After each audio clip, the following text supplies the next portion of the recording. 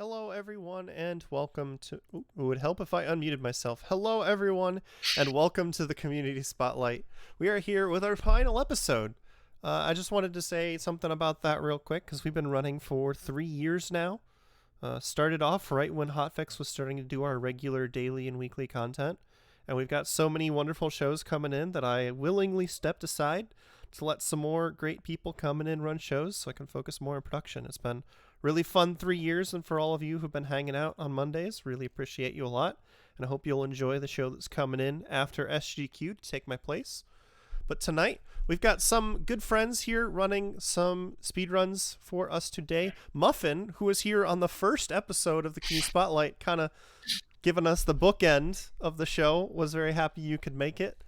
And he's going to be running Ori and the Blind Forest Definitive Edition Randomizer World Tour. So how you doing, Muffin? I'm doing great. Thank you so much for bringing me back to the show. And I can't think of a better place to showcase this game off than like a community showcase, because the Ori community is just like some of the most wonderful people I've ever met. And that being said, one of those community members is joining me on comms today. It is none other than Shafe. Hi, Shafe. Hello, Muffin. How are you? Good. Doing good. I'm excited for this one. World Tour is a really interesting mode that we're going to get into. There's going to be so much to explain because this is a pretty complex and difficult speed game at its core, and then the randomizer adding in a lot of core aspects. And that being said, we are playing on a beta version of the randomizer that has not fully released, but it is completely stable and all of the features work. So if you see like a bunch of messages that say beta, don't worry about it. This is known and this is intentional. So what's a world tour? Since you're gonna have a lot to explain, Sure. like, what you want to give us the explanation before we get started? Yeah, sure. Yeah, please go on, Shafe. Yeah, so World Tour is a arbitrary sort of goal mode that we put in just as a constraint to make things more fun, to give us something to do before we go and beat the game. And so there are 11 biomes in the world, and we have placed relics, which are just little flavor text things that the community came up with in this case, 11 of the biomes, and Muffin is going to have to run around and visit all those areas, hence World Tour, collect them all, and then go beat the game. Yeah, and there's specifically one relic, which is a randomly selected pickup in that zone that will fill that relic slot. And so we'll be pointing those out. And the reason why I love World Tour is it's a mid-range category that has a little bit more randomness than the category that is most often run, especially in tournaments, which is Force Trees, where you go to all the skill locations on the map. But in those like normal Force Trees seeds, you don't actually end up going to areas like Forlorn or even exploring a lot of Mount Horu usually. But World Tour, I am going to have to be able to navigate these rarely visited zones and like have to dig around and try and track down those relics, all within under an hour. Sounds good. Yeah. Cool. But I think we're good to get started if you are, Ray. Yeah, whenever you're ready. All right. We are going to be starting in 3, 2, 1, go. Good luck on your rando. Yo, thank you.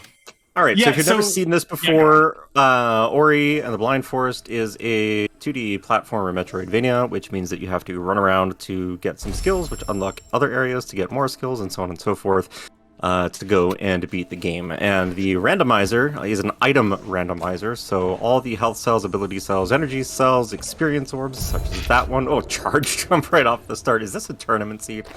Yeah. The logic is basically orchestrated in a similar way, right? Like all these pickups that you see here, except for this one, this is the only non-randomized pickup in the game because playing the game without energy kind of sucks.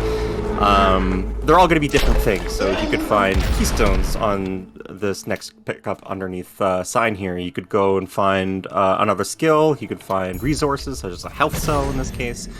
And of course, charge jump, which is going to be our starting skill. And the randomizer logic functions very similarly in towards like the way that Metroidvania is designed, in that the first sphere of pickups, if you will, to borrow a term from Link to the Past commentary, will have something that's going to unlock the next sphere. And then those pickups will have something that unlocks the next sphere, and so on and so forth. So What Muffin is going to have to be keeping track of, in addition to the goal mode and deciding where it is that he wants to go within the video game with the skills that he has available to him, is what the randomizer expects, what he is capable of doing as a speedrunner to sequence break things, and also what zones that he has already found the relic in. So a lot for Muffin to be keeping track of, particularly in World Tour, because of the all 11 relics that you have to go and find. Normally in the constraint that we play, typically in like tournament settings with Forest Trees, it's basically we just go and visit all the same things that we do in an all-skill run, right? So this kind of puts Muffin in a bit of a position where, you know, he's played a lot of World Tour, but it's also just a different way of thinking about the game. And the Ori randomizer, fortunately, has quite a few different goal modes that you can play around if you are interested at orirando.com. Yep, so here we're coming into an area known as Blackroot Burrows, and there is going to be our first relic. So it's going to have that nice golden name, and then have a flavor text with the number of relics I've collected compared to the number that are on the map, which is 11. But this has been going really well so far. Like, our first skill, finding Charge Jump, is massive, because normally in a casual playthrough of the game, it's actually the last skill you end up finding, because it does really break apart a lot of the Metroidvania aspect, right? So what do Metroidvanias do? They like to place pickups that you backtrack to later in order to be able to collect them. So this skill being really late in the base game itself, when you're just doing a normal playthrough of the game, basically really allows us to check more pickups as I'm going through areas initially, and then not having to worry about backtracking to them later on. But here is going to be a glitch. It's going to be known as a save anywhere. Basically, it's just unpausing the game while I have this ability menu up. Then leveling an ability is going to save the game for me, and then quitting out and reloading whenever I hit like certain cutscene triggers will either allow me to skip the cutscene entirely or enter the cutscene itself. So we're going to be utilizing this quite a lot all throughout the randomizer. But here we are actually going to enter another cutscene by stacking 2 cutscenes together there, and then going on to that tree. But there we just ended up finding... Oh, I fell down. That's okay. I ended up finding Forlorn Teleporter, which is going to be very massive.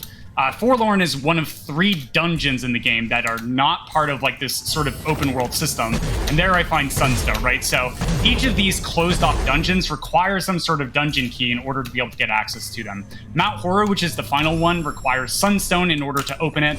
Ginso Tree, which is where you normally find Bash in the base game itself, is going to require Water Vein, and then Forlorn normally requires Gumon Seal to be tracked down. However, I ended up just finding the Forlorn Teleporter itself, so I can just teleport there at any time I want. But now we're going to be going into Boulder Escape, and then most likely utilizing Grove Teleporter, or finding Keystones in order to go into Glades. But Grove TP is a really interesting pickup early on in the seed. Yeah, it has a lot of different things that it can do for you depending on what you have. It can give you access to the left side of the map, which is always very nice to have. A little bit spooky early on, because you are intended to be there with a lot of skills in the base game, but also lets you backdoor Spirit Caverns with some Keystones, or if you get Charge Flame, you can go into that area there in Glades through a little bit of a sort of backwards kind of way. So pretty interesting. Just getting a level up here. That level up explosion is something that happens. It also refills your energy and refills your health. 2 energy here.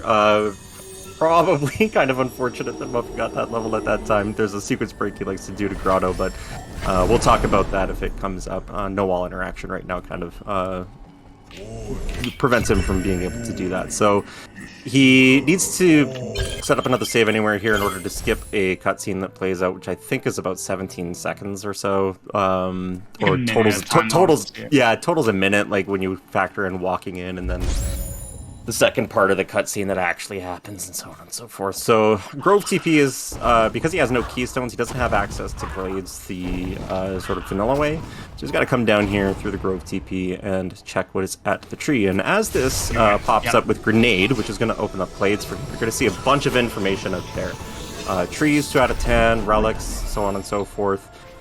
We are playing on a mode that gives us clues as to where the dungeon keys are located. That will happen whenever he activates 3 trees. He will get a hint as to where one of the dungeon keys is, but probably going to be a little bit less useful with Missy just because he has the 4-1 teleporter already and the Sunstone. So just kind of looking for the water vein right now. He's got 2 out of the first 3 trees. So hopefully we get a water vein clue on tree number 3, but otherwise we're just going to be running around and jumping. You're going to notice, especially without dash or bash or something like that, Muffin's going to be jumping around all over the place here. The way that the geometry works in this video game is that it looks pretty much exactly like what you're walking around, and that includes slopes and momentum based off of slopes. So jumping around allows us to prevent being slowed down whenever we're going up slopes, so on and so forth. And because you see all these like little dips and curves in the game world, you can actually end up saving quite a bit of time just by jumping when you're moving around. Keystones here. Nice to get access to Spirit Caverns. First keystones, I believe, of the game, showing up in fast order here. And probably going to end up dipping down all the way to the tree here, in part for the clue, but in part because there is an additional 2 pickups that Muffin could check down there. Yeah. So we're gonna head over to Spirit Cavern. So when I said I knew it when I found Grenade, I knew the highest probability was we were either gonna find a teleporter or blue breakage for right side access. Because once you get Grove Teleporter, the game either does one of 2 things. The first thing it can do is spit out a bunch of keystones, because in order to avoid a soft lock, it expects you to be able to open up every single key door in the area, which totals 8 keystones in total. So you don't accidentally softlock yourself. Oh, but there is the Glades Relic. So now we have 2 out of the 11 required. So I'm no longer going to be able to find a relic in Glades just because there's only 1 relic per biome. But yeah, so like while I was going through Blackroot, I wasn't finding any keystones. So that greatly increased the probability that Grove Teleporter would lead to actually skill progression in order to be able to open up the map more, right? Because the goal of the randomizer is to track down more pickups in order to get more resources or more skills so that we can unlock being able to check additional pickups. And so the logic, as Shafe was alluding to, really sort of has a really set structure with how it sort of expects you to be able to get to certain pickups. I've been doing some sequence breaks that the logic imagines is impossible for me to do as a human being. But this is all just sort of planned out strategically on my end, and I'm also sort of following along with what the randomizer considers possible as well, to be able to try and track down these skills. Didn't see Keystones early, but got Grove Teleporter. Very high probability that taking Grove Teleporter would get me a skill, and indeed it did. Oh, well, it's a good thing that you are a muffin then and not a human, and you are capable of greater things. So yeah, that's a very sort of good explanation that Bob just gave you of sort of what he's keeping track of on top of, you know, actually executing the video game. And it's really, really fun to sort of have all these sort of puzzle elements that you're thinking about, and what makes the randomizer so interesting.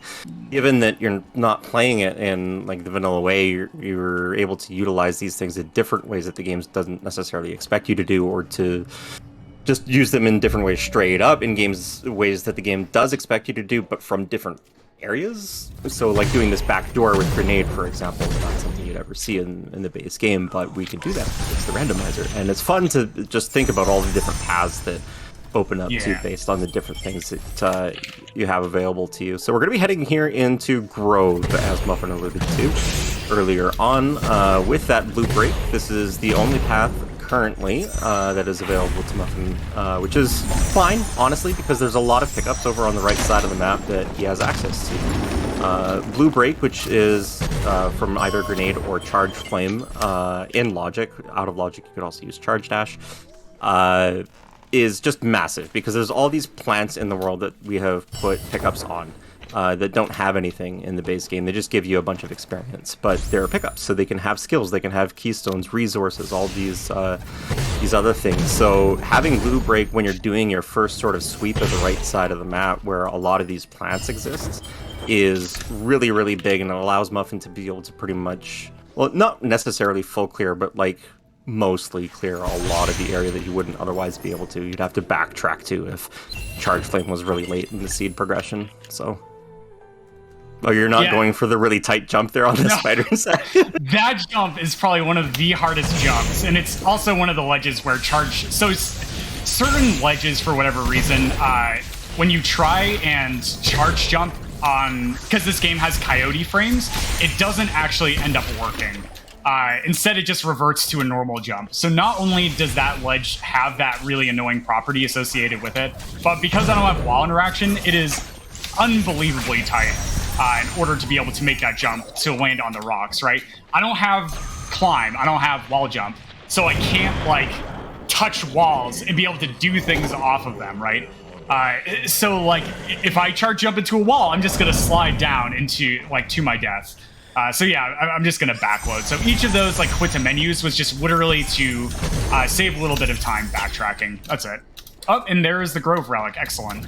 So once again, if you're just joining us now in the randomizer, what I'm doing right now is playing a mode known as World Tour. So basically, there are 11 biomes on the map, and in order to make the game more interesting and like last longer to speedrun, I am going to be having one special pickup in each of those 11 biomes be randomly selected to be the Relic, and the Relic is just that like important pickup. And then once I find all 11 of these relics, one per biome, then I can actually start and finish the final escape.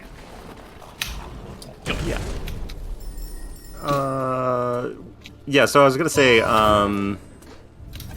what was I going to say? No. Yeah, so one of the things that you see Muffin doing with the backloading here is to save time. We call it save scumming, and it's just when you check a bunch of pickups and it's nothing useful, you can just reload to your previous save, and saves you time in terms of movement, right? Like you lose the 4 seconds on the menu, but you gain the time for not having to go through and move back to wherever it was that you placed your save.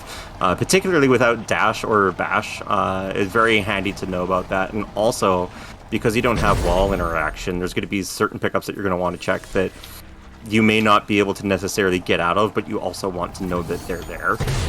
So another thing Muffin's going to be doing, specifically because he doesn't have wall interaction, is going to be placing saves strategically to go and check pickups. And Muffin could be going to Grotto now, which is typically what we like to do when we're searching for skills, but you take a look there. Thank you for popping that back up again. The clue that we got off of our third tree was that the water vein is in swamp. This area is swamp. This is the last thing that Muffin needs in order to be able to access all the biomes, aside from skills itself, to be able to traverse to those areas. But we need dungeon keys or teleporters to get to 3 of those areas, which are dungeons. And so we need the water vein, which gets us access to the Ginzo tree. And so he elected to go up top here to see if he could find the water vein early, and also just kind of get a read on the logic, see where, you know, maybe it's hidden behind towards the swamp tree or something like that. So even if he doesn't find the water vein, it gives him information in terms of what the randomizer has done for logic and where it has placed the water vein, and then you can kind of sort of figure out, okay, there's probably a skill in the near future based on what I have that might get me the water vein that will allow me to go to Ginzo to get more skills, or perhaps I need, because I got Sunstone early, maybe I'll get, you know, bash and double jump, and I'll have to go there first. So among the many things Muffin is keeping track of in his brain, in addition to being phenomenal at executing. That grenade. This is a jank grenade, bro. Yeah, it really is. It doesn't help that plants just sometimes are invulnerable to grenades for no reason.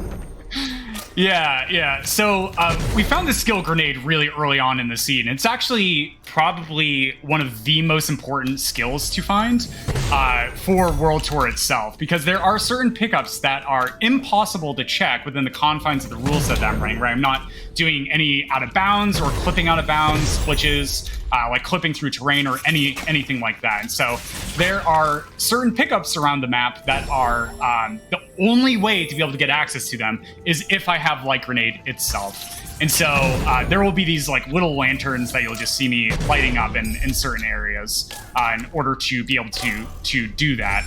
But also what Light Grenade does is it shares a property with other things like Charge Flame and Charge Dash, an ability I might be getting later on if I find Dash, which allows me to break things that are blue, right? So as I was coming through Grove to be able to get access to Swamp, and now this area that I'm in, which is Grotto, I needed to be able to break some walls. But the only way to break those walls is with one of these skills that can end up breaking them.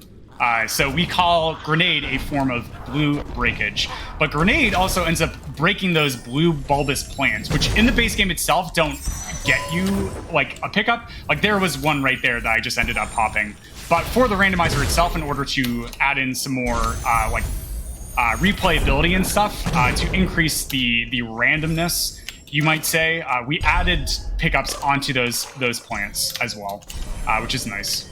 And so having Grenade really early allows me to break blue things, but also in over 50% of World Tour 11 seeds, you are required to find Grenade for those hardlock pickups themselves.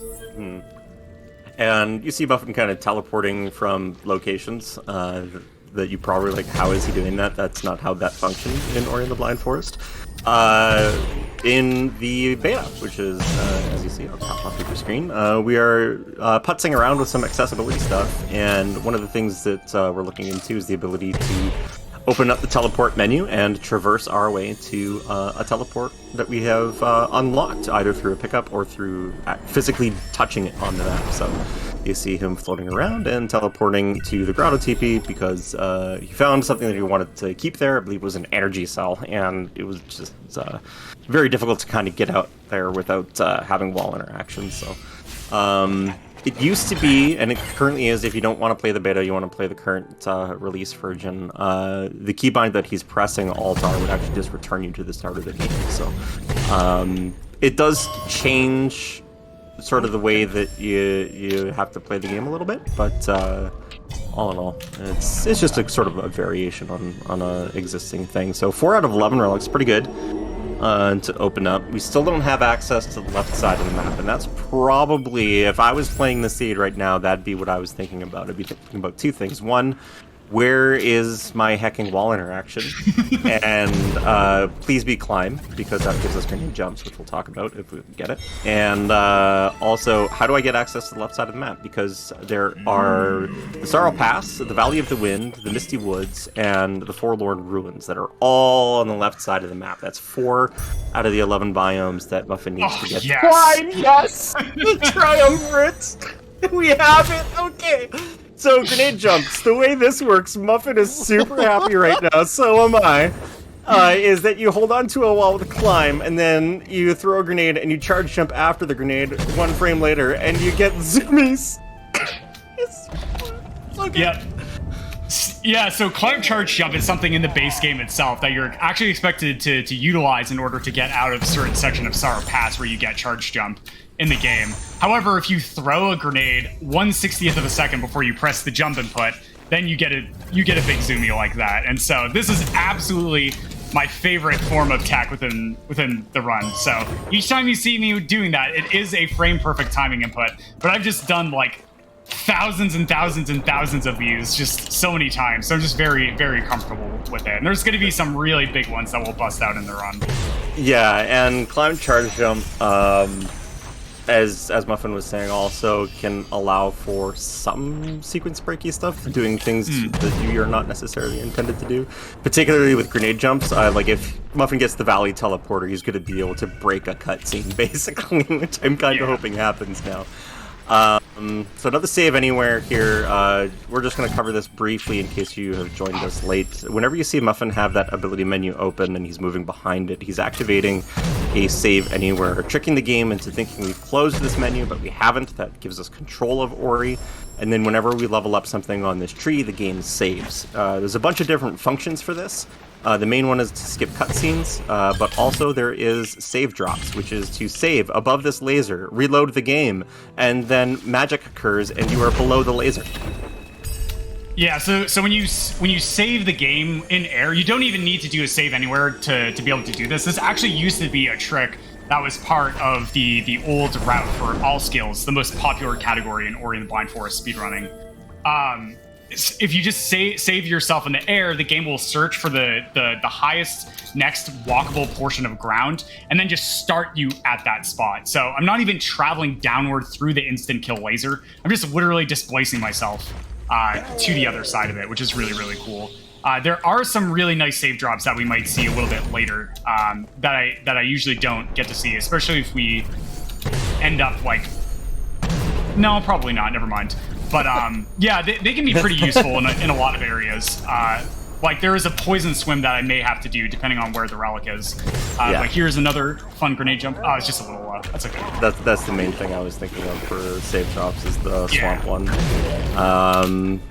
Nice. Also, zombie oris. Given that you don't have any air retention right now, still don't have double jump, still don't have glide. We are basically limited to climb, grenade, and charge jump currently, which is great for grenade jumps, but a little bit sad in terms of other movement skills. But thankfully, grenade jumps are so powerful. Muffin could actually possibly finish the seed with just this, depending on where the relics are. Because that's just how stupid... Did you kill that mini boss in the charge jump? Is that what just happened? Yeah. So it redirected the mini boss's projectile back into itself, which does a heck of a lot of damage, and just one cycle it. Yeah. Almost. So that is one form you can do. Like you can utilize grenade and like charge flame or bash in order to do something like that. What I did there is that charge jump actually deals 50 damage each time it collides with something, which is a lot of damage. Your base attack usually only deals 2 damage. So what I did is I charge jumped in the moment the boss spawned, and then I went out of its hitbox and then back into its hitbox, which is actually a really precise trick and very difficult to do. So getting that one cycle was really, really nice. Yeah, but over here I am just gonna peek over to this tree. This area does come in really early in logic itself. And sure enough, we found our next skill, which is going to be dash. So this is a really, really, really comfy skill set for me. But here, just taking quick things, we've done Glades, Grove, Grotto, and Blackroot, so I no longer need to go to those areas unless I am tracking down another skill or something else. And then we still need to find relics in Swamp, Ginso, Valley, Misty, Forlorn, Sorrow, Horu. So those areas definitely still have a singular pickup that I need to try and track down that is just randomly selected before I can finish the seed. Yeah, because we are Indiana Jones. We are archaeologying our way throughout the Forest of Nibel in order to basically just see what has happened in past lives of the whole video game. I do want to mention, because we're talking about Muffin doing this, constant 1/60th of a second window here thing with the grenade jumps. The beta version of the randomizer actually has what is effectively a macro built into it that you can use. So if that is daunting you, like, oh man, this powerful move that Muffin's doing, I'm never going to be able to do it because I'm a filthy casual like Shafe, then fear not, because you can just press a button and the game will do it for you. Yeah, it's really, really nice. And I actually like that a lot. Like, I am not using that feature that Shafe mentioned just because I've done so many of these that I'm just incredibly comfortable with the timing press. But it's really, really nice for, like, the grand majority of the community that, like, can't do it with the same consistency, so they hesitate. But my goodness, 487 experience. So, Shafe, do you want to explain really quickly about how experience values are decided on the pickups? Yeah, so we're talking a lot about logic and what the game expects Muffin to do, etc., etc. Experience values, as they're placed throughout the game world, typically their window from 1 to whatever is going to increase the deeper into logic that it is.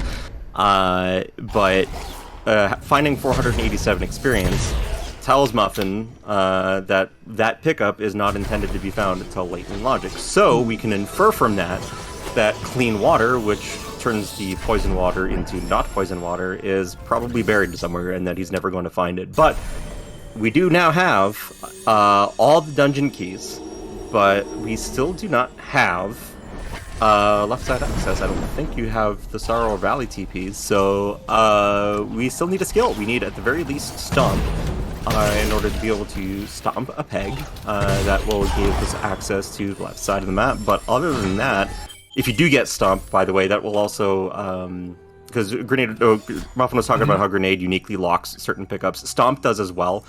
So having Stomp also will make it very comfy for the purposes of relic searching, but it would also be left side access at this point, which would be effectively go mode for Muffin at this juncture, given how comfortable he is with grenade jumps. So, especially with dash, the final escape would pretty much just be a matter of resources, whether he wants to get more health or ultra defense or whatever to be able to survive some of the shenanigans that he would have to do in the final escape. But very comfy skill set here. Still need to be checking pickups to find that left side access. Otherwise, I'm pretty sure you would not be checking anything anymore, or like just checking stuff that's along the way, more or less. Yeah, Bye, mini-boss. Yeah, for sure. So we've been sort of talking about the skills and why they're important. So I believe it's under my webcam, Ray. Is that correct for the tracker? Yeah. Yeah, so right directly below me, you'll notice a skill wheel tracker that is filling out as I end up finding things. And so even though it only appears that we have like half the skill wheel itself, like we have two of the most powerful skills in the game, which are charge, jump, and dash. And so the third and final power skill, as we like to call it, is going to be bash. So if I find bash, I'm going to be feeling really, really good. Because, as we mentioned, there's going to be a relic in every single biome, and this includes Mount Horu, which without bash, Mount Horu can be an absolute nightmare. So we'll see like what I end up like tracking down, or if I'm just lucky and the relic is in a really nice place in Horu. But right now, I definitely am going for like pickup dense locations that are early in logic to be able to try and track down this bash skill. But basically, we classify them as power skills because they allow us to either... Oh, nice. Oh, there stop. it is. Okay, so that is pseudo go mode for sure. But I lost my train of thought. So power skills, right? They do two things. Either one or two things. They drastically, on average, reduce the amount of time it takes in order to complete a siege, or they allow us to check a much higher density of pickups in each area that we end up going through. So dash and charge jump absolutely do this, right? Charge jump allows me to jump really, really high off of the ground, and paired with climb allows me to break like floors and ceilings and walls to great effect. So absolutely, like having both of these are very useful, but we still might need bash to be able to close out the seed, or a bunch of non-power skills such as like double jump, maybe wall jump, and also potentially feather or glide, as we call it. Yeah, basically stuff to make it a little bit more comfy, but we still do need to find one relic in each of the 11 biomes. We have not found the relic here in Ginzo yet. We did get Stomp, which is nice. Stomp, yeah, thank you. I very subtly reminding you that you have a skill. Yes.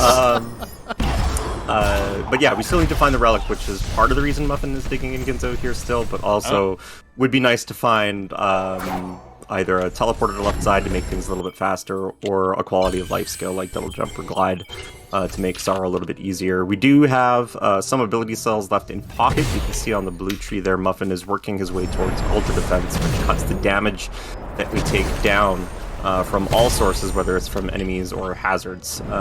So we'll be able to use that to do some possible zombie ori stuff if we need to, which we'll explain if we get there. So that's a rocket jump. One of the things that you get with dash is the ability to level charge dash on the skill tree. And what charge dash does, its intended purpose, is that it will target an enemy and you will charge your dash after and deal heavy damage to it. If there's no enemy nearby, you will consume some energy and you will dash a little bit faster than you would normally. Okay, teleporting out of here with the relic and the Gumon seal, which actually, well, this whole sequence is not in logic, but it would technically, if you figured out what logic was, would put Forlorn in logic. But anyway, I want to just talk quickly about the rocket jumps here. What Muffin is doing is abusing charge dash to cancel the targeting at an enemy, and he's doing that by pressing jump, and that allows him to retain a whole bunch of vertical momentum from the targeting aspect of charge dash, but also just bypass the enemy and go very quickly, very high. Yeah, it is very, very nice, and one of the reasons why dash is absolutely considered a power skill, right? So like normally dash is only useful for being able to build like horizontal distance to great effect. But with that rocket jump as a form of tech, it also adds this vertical component as long as I have an enemy or around me. So like for instance, normally I have to like take damage here from these damaging floors, which I did anyway, but that's okay. But here I could just rocket jump off of the spider in order to be able to check this pickup. But here we are in our next dungeon, which is Forlorn Ruins. And so, okay, so the relic is not there, but I am going to peek outside because I also do need the Valley relic. So this is technically Valley access, by the way, if you want to do some really dumb things.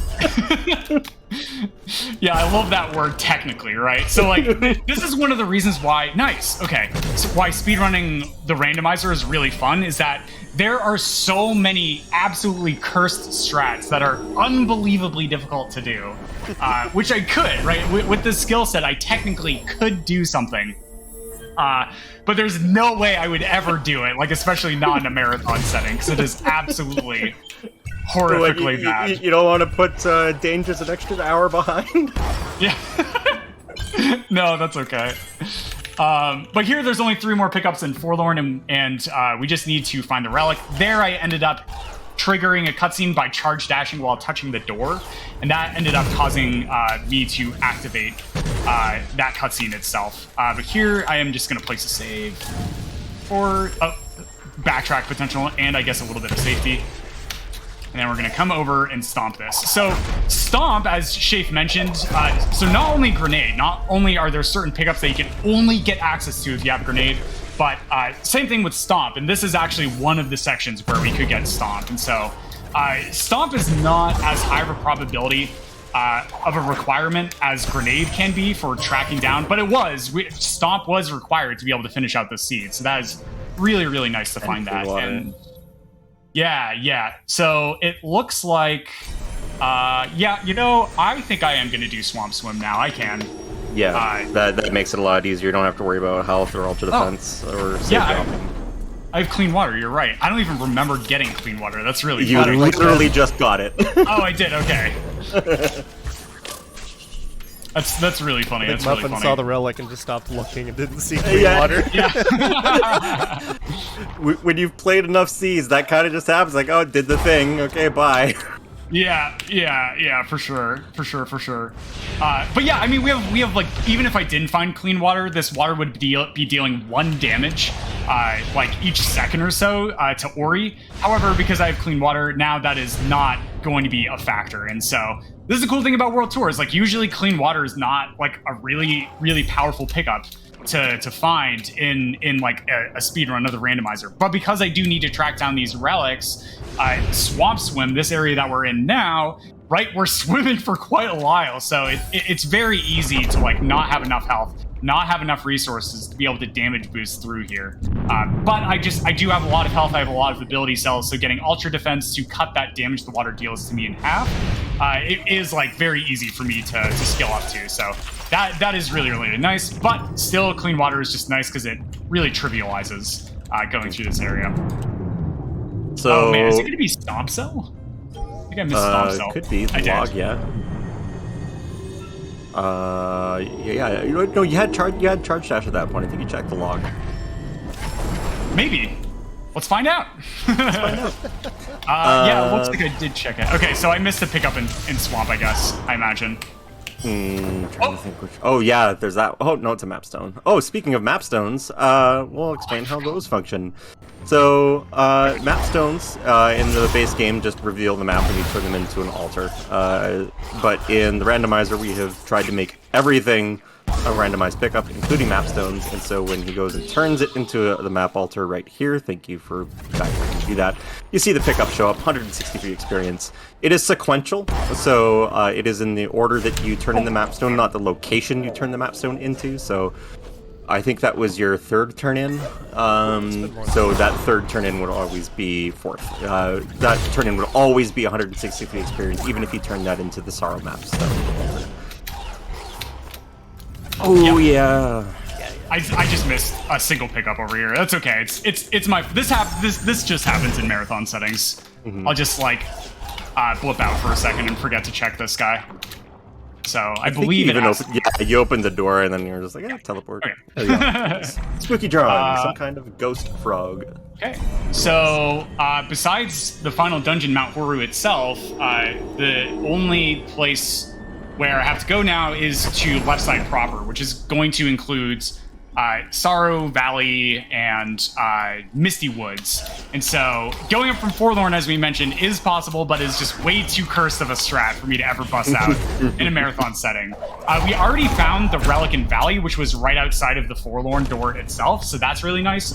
Valley can be one of those areas that has like the most types of like hard locked or incredibly difficult pickups to be able to check. So like finding the Relic is a really nice sigh of relief. That's actually not nice. I'm actually really excited that you have this skill set for the community spotlight here, because you are going to be doing a lot of very difficult things on the left side of the map here. Just to show off the power of the skills that you have and the power of being a speedrunner in this video game. And this is going to be Zombie Ori, I think, possibly. You've got enough health and ultra defense, we'll see, but we're going to have to save anywhere up here just in case. As he's going to get into some spikes here and makes it out. Okay, no Zombie Ori, but if he was to die and then save the game, he would respawn with 0 HP in the spikes, which would allow him to go and continue and save again with the save anywhere, and that's what we call a Zombie Ori. This is a grenade jump that breaks a cutscene. Muffin can no longer save manually with the soul link placed on the ground because the cutscene is broken, and there's some other property behind it that I'm not remembering. My brain just went sideways. Yeah, the most important one is that you can't save. Yeah, you have to go to a teleporter manually like that. But until that's the other property. Until he breaks the rocks up above here, this is actually dangerous for him because what he did was break the cutscene that Kuro would normally come over here and kill you to prevent you to go from the left side of the map. That was the whole point of that grenade jump. But if he was to reload without breaking the rocks, that cutscene would be back, and he wouldn't be able to do the skip again without loading a further backup save. So important that he went and broke the rocks first, and then he can reload the game after the autosave here so that he can play his saves again manually. Yeah, indeed. Okay, so now that we've broken that, the game's going to save. I'm going to quit out to menu and then reload, and so that fixes it. So now I can play Soul Links again and save at them. So here I'm actually going to decide to go over to Mistywood first because I have grenade jumps, and I don't have double jump or glide for air retention, which is really useful in this area. But that's okay, that's okay. We do have dash, which is like pseudo air retention, which is nice. But here, charge jump actually persists for a very, very small number of frames after it stops its animation. And so there I can end up just using that with a dash immediately after to be able to break that floor there itself. Yeah, even though specifically I just want a little point of clarification there. It's the damaging aura of charge jump persists. Not the charge jump itself. But yeah, no air retention, Misty Woods, super fun. But we do have ultra defense and 10 health. So honestly, it's kind of comfy as far as like no double jump, no glide goes. Oh, the weave! Nice. Sorry. Yeah, it's all good. So this is interesting because most of the randos I've had on my show for this wind up with like 3, 4, 5 double jumps because the extra jump pickups. And Muffins just has the single one, right? Yep. Yeah, no double jump, no wall jump either. I can't I can charge jump off of walls, so that's a superior version for sure. But yeah.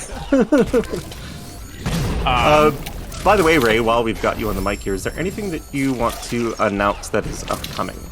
Upcoming, we've got, after this, we're going to have Danger's going to be running Kirby and the Forgotten Land.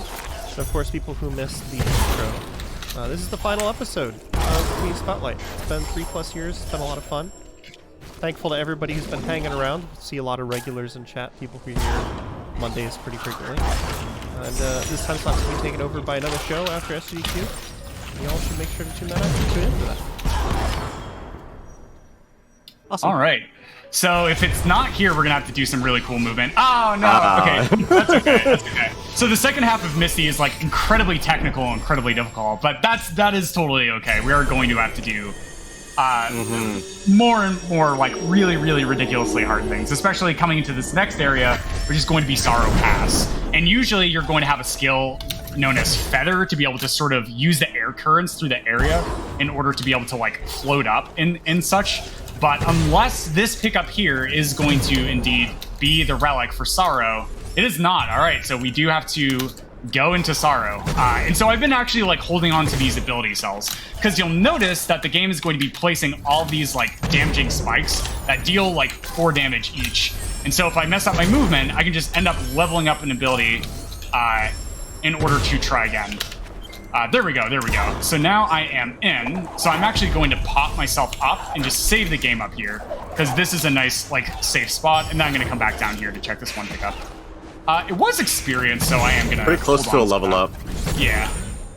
Yeah. Which can be very, very, very useful. Yeah, it'll give you the health refill and another ability point for more zombie Oris if you need, so. If you wind up by that frog again, you should do the thing. Oh, the Wilhelm? Yeah, actually, I can back out and do that really quickly, just for you, Ray, because this is the last episode.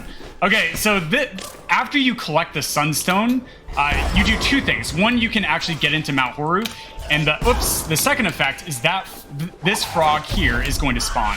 So if we knock him off the cliff there, you'll actually end up hearing him do the Wilhelm scream itself. And so we have named that frog thusly Wilhelm the Frog. Thanks, Muffin. No problem. So here, really cool thing, just grenade jumping immediately into that wall is going to allow me to persist the vertical velocity that we ended up building with the grenade jump, allowing me to like float up through these shafts. And so like here, for example, you can actually do a pretty big one, like right here, just like this, to be able to go up this shaft after I end up breaking the ceiling here. So I'll do that again. So here, getting into a specific spot, and then grenade jumping up. So even though I don't have glide to be able to float up these air currents, I can just end up grenade jumping instead to be able to get through. But I'm probably just going to go back down. I'm just going to check this pickup here. Okay. So the way I'm going to be clearing this is by going over here to the left first, because there is going to be a lot higher density of pickups in this area, especially. And there, utilizing rocket jumps to great extent is going to be really nice. But yeah, go on, Chief. I was just going to say, this is where you see all these walls. This is where you're supposed to get charge jumps in the base game, and this is why. It's to hold climb and then use the charge jump at the walls to break them. And that's part of the reason why you get the damaging aura, also as a bit of a combat thing. But very handy for us as speedrunners to be able to have that used in interesting ways.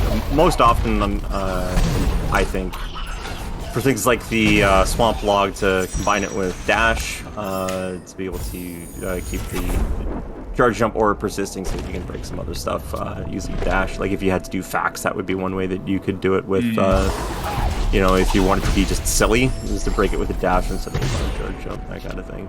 Grenade, very helpful to have coming in here, because this is one of the uniquely locked pickups. Grenade only gets you access to this. Given the confines of the rule set, which do not allow us to go out of bounds. And this is very difficult to get to without wall jump or double jump or literally almost any other skill. Oh no! I forgot to reopen the door. Oh, it's okay. sad. It's okay. So here, I've actually never done this before, and this is why I love the randomizers. It's forcing me to think on my feet. So there, what I did is I did a zombie ori because these spikes were knocking me back. But when you revive out of a zombie ori, you just straight up. Oh wow! It was the relic, dude. Let's go. Because when you zombie ori and you respawn, the recoil doesn't affect, because you died the moment you touch the spikes. And so there, I was able to climb up the spikes in order to be able to get up and check that pickup. Because charge jump is just barely not enough height to be able to get that pickup. You need charge jump and double jump, or you need bash and grenade to be able to check that pickup. But now that we have every single relic, except for one, we are going to be going into probably the scariest area of the run itself, which is going to be Mount Horu. And Mount Horu is scary because it is the final dungeon in the game itself, so it expects you to have like a bunch of skills, but I don't have bash, I don't have double jump, I don't have glide, right?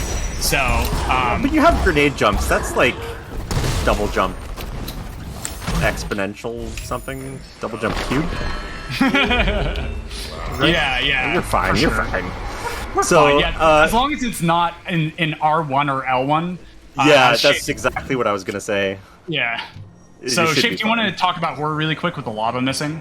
Yeah, so Horu in the base game expects you to go all the way up top with bash, double jump, glide to what we call R1 and L1, one for being at the top of the dungeon. And then all of the rooms, there's 8 total, 4 on each side. We have numbered them sequentially going down, so 1, 2, 3, 4.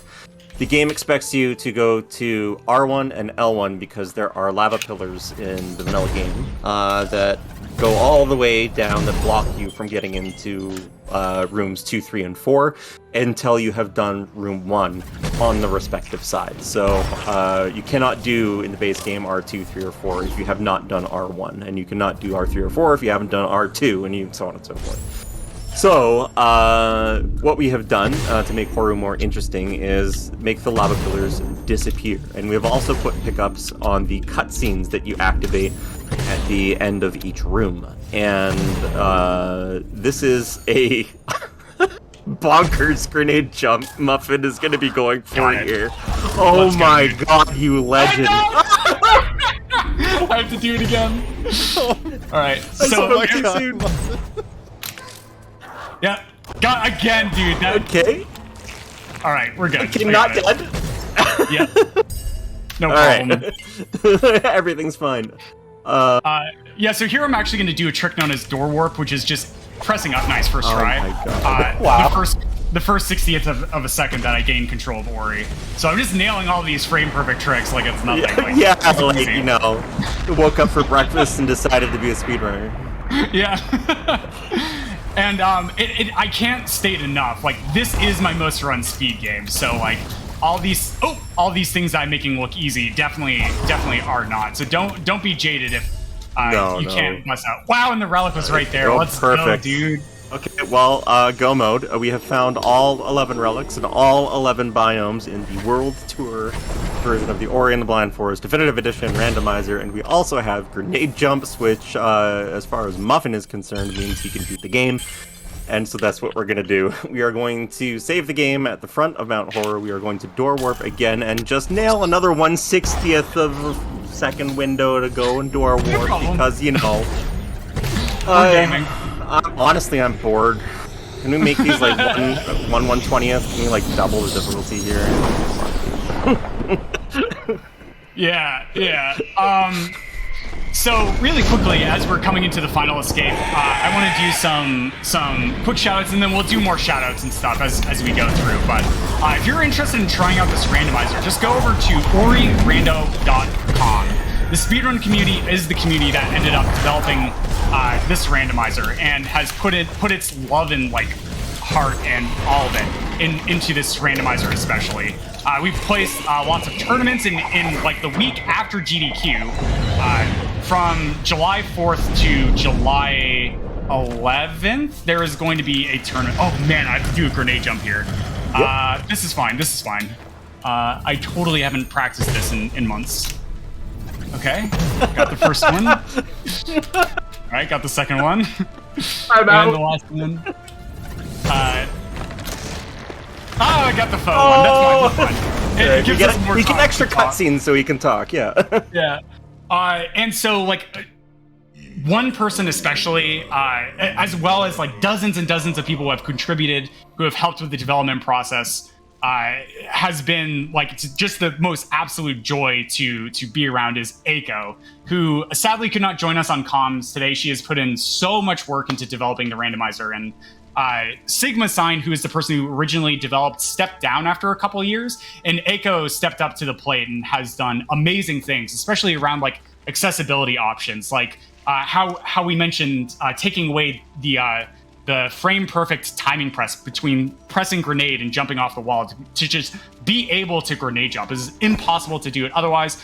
until this beta version has come out for the DLL, which has been awesome. And so there's so many more approachability and accessibility options that we didn't talk about today, just simply because we didn't find various other skills like Bash. But it's a really, really incredible randomizer, and you don't need to be a speedrunner in order to run it. We do have a casual mode. I want to emphasize that. Like, don't be daunted if the hops. And time. Don't be daunted. Like, Muffin is a very high level runner of this game. 3,000 something hours. Like, he's 4, amazing. 500. 4,000? Okay, sure. What's another 1,000? But yeah, don't be daunted. We do have a casual difficulty of the randomizer that you can play in addition to standard, expert, and the tournament Muffin was talking about, which is going to be happening after GDQ, is actually just going to be a short form 8-person bracket master tournament. So these runners are going to be doing extremely difficult stuff that even Muffin doesn't do in the rando. So that'll be a lot of fun. Also, just want to tag on Vooligen, who's thrown in a lot of work into the randomizer and helped spearhead some of the accessibility options for the beta here as well. Yeah, especially. Major shout outs to the rest of the community and stuff. Ori and the Blind Forest is just, as I mentioned earlier in the run, is like one of the best communities I've ever worked with to collaborate in like optimizing the speed game. Like the randomizer has just been a labor of love for me over the years, and I just keep coming back to it. But it's also the community members are like the primary reason that I do keep coming back to this game. So if you're interested in trying to run Ori in the Blind Forest, the randomizer specifically is at orirando.com. However, we have a community Discord that you can join and talk to these lovely, welcoming people that are like super nice and awesome. If you go to speedrun.com/Ori_DE, all in lowercase, that you can find a link to our community Discord. You can find a link to our community guide resources. Like, there's so many guides for so many different categories. You can come join us and just try out the game itself. So, but that being said, I am Covert Muffin. You can find me at twitch.tv/covert_muffin. I have a game that was accepted as backup for GDQ, which is Star Wars Jedi Outcast. So if there's a drop in the schedule, I may get an opportunity to be able to showcase that off. But besides that, I'm also hosting for the event. I'm hosting the finale itself, which I'm really excited about. And yeah, I think that about does it. Shafe, thank you so much for joining me on comms for this one as well. Anytime, man. Lovely to hang out with you as always. Where can people find you, Shafe? Nowhere, because I haven't streamed in months. But in the event that it does happen, twitch.tv/Shafe. Yeah. And the tournament itself, which is going to be the week after GDQ, so like the first and second week of July, that will be taking place over on twitch.tv/Ori Speedrunning. And Shafe is somebody who, as you can tell, is a really talented and amazing commentator, and I imagine that Shafe will absolutely try and commentate some of those matches during the tournament. Heck yeah. Heck yeah. Right, thanks for coming coming Ray. on. Thanks for having us, man. Thank you. So that was Ori and the Blind Forest by Muffin. Muffin's great. We've said it several times. Follow Muffin. But we are going to take a break here while we get set up for the final run of the final show. It's going to be Dangers, joined by Mr. Shasta for Kirby and the Forgotten Land. So we'll be closing out with some chill Kirby, just having some nice vibes. Hope you all have been enjoying the show so far. So stay tuned. We'll be back in just a few minutes.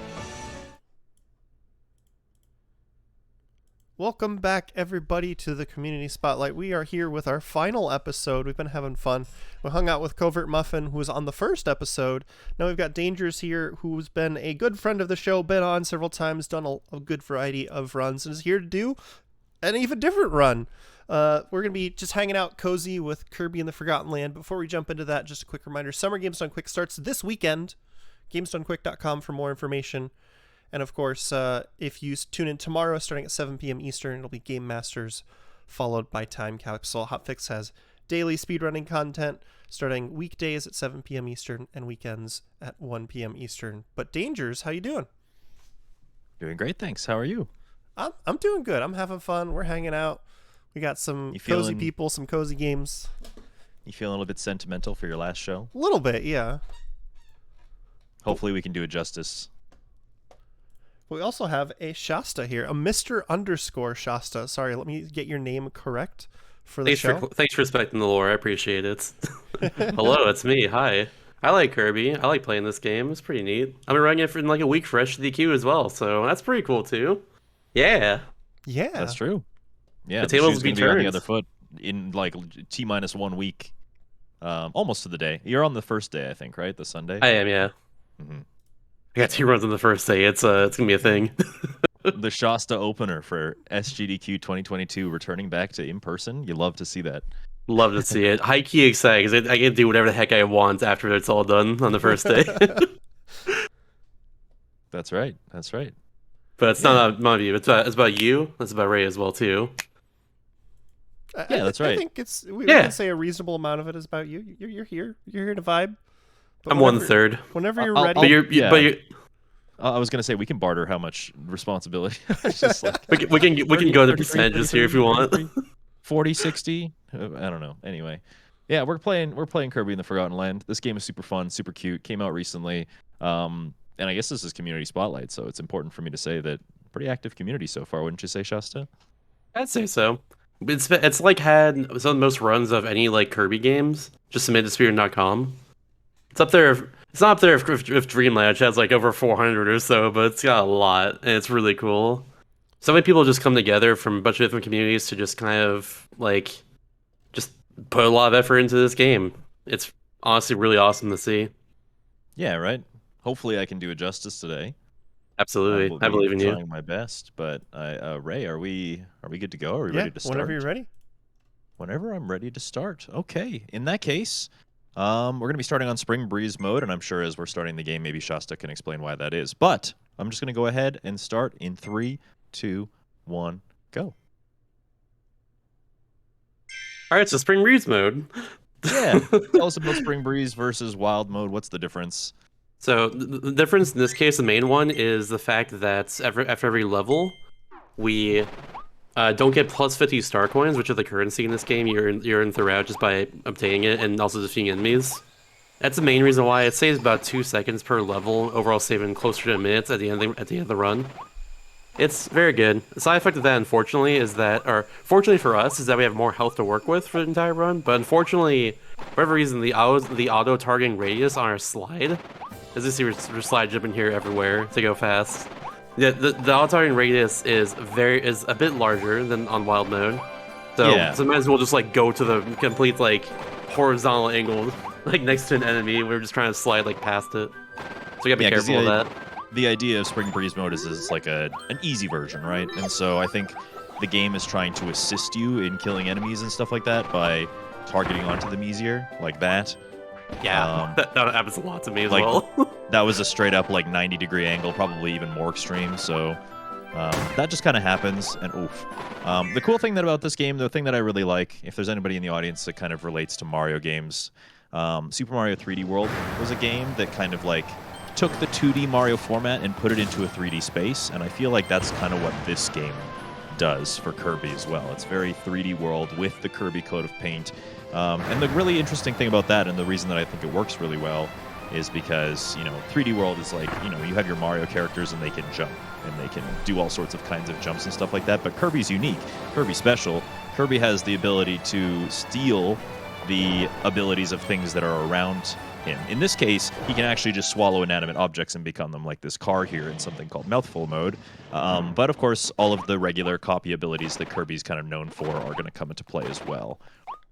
I love Kirby so much. Same. The cool thing too about this game. behind.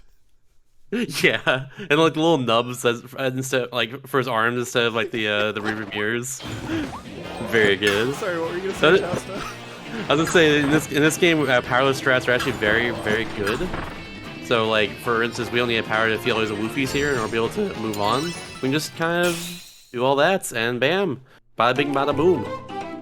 That's right. And speaking of powerless strats, I don't know if you guys noticed right at the beginning of the run, but I purposely paused the game and went into the settings to turn something called Auto Swallow off. And that's because if you have Auto Swallow on and Kirby sucks up something that can give him a power, then he'll automatically assume that power. Typically what happens is like if you suck something up, if you want to like swallow it, you have to usually press a button, but with auto swallow on, it just kind of does it for you if you get a power. I don't want that to happen because there are some situations where I want to use Kirby's no copy ability and spit the things out rather than swallow them immediately. So I went into the settings and I turned that off right away. Now we're over in 1-1, just kind of moving around. I mentioned we were just sliding and hopping over and over again earlier, but we can talk about it a little further, I guess. So so essentially, you have like a little bit of end lag at the end of your slide. It's kind of a typical thing in most Kirby games, or really just every Kirby game with a slide in it. So like, we just kind of like cancel it by just jumping at the right time over and over again. It's a bit tricky, but also allows for precision if you want, by like doing like a longer slide in some cases to just get over like certain objects. It's pretty cool. And this is like the default speed for Kirby. This is if I don't have any copy abilities at all, but copy abilities do tend to give Kirby some interesting abilities, and in some cases they do give him a better speed option as well. So we're going to be using other copy abilities when we get to them. It just so happens that right now all we really have is the no copies. So. This game also introduces a dodge roll to the game, where if you block and then press a direction, you kind of just do like a little roll in that direction. Yeah, like that. Just like that, obviously. yeah. Don't dodge into the enemies, that's not a good idea, but... It's useful for movement in some places, and also just for destroying bosses fast. But speaking of which, first boss right here, Wild Edge, we just take double stars and take another one, and bam, he's gone. See ya. Bye.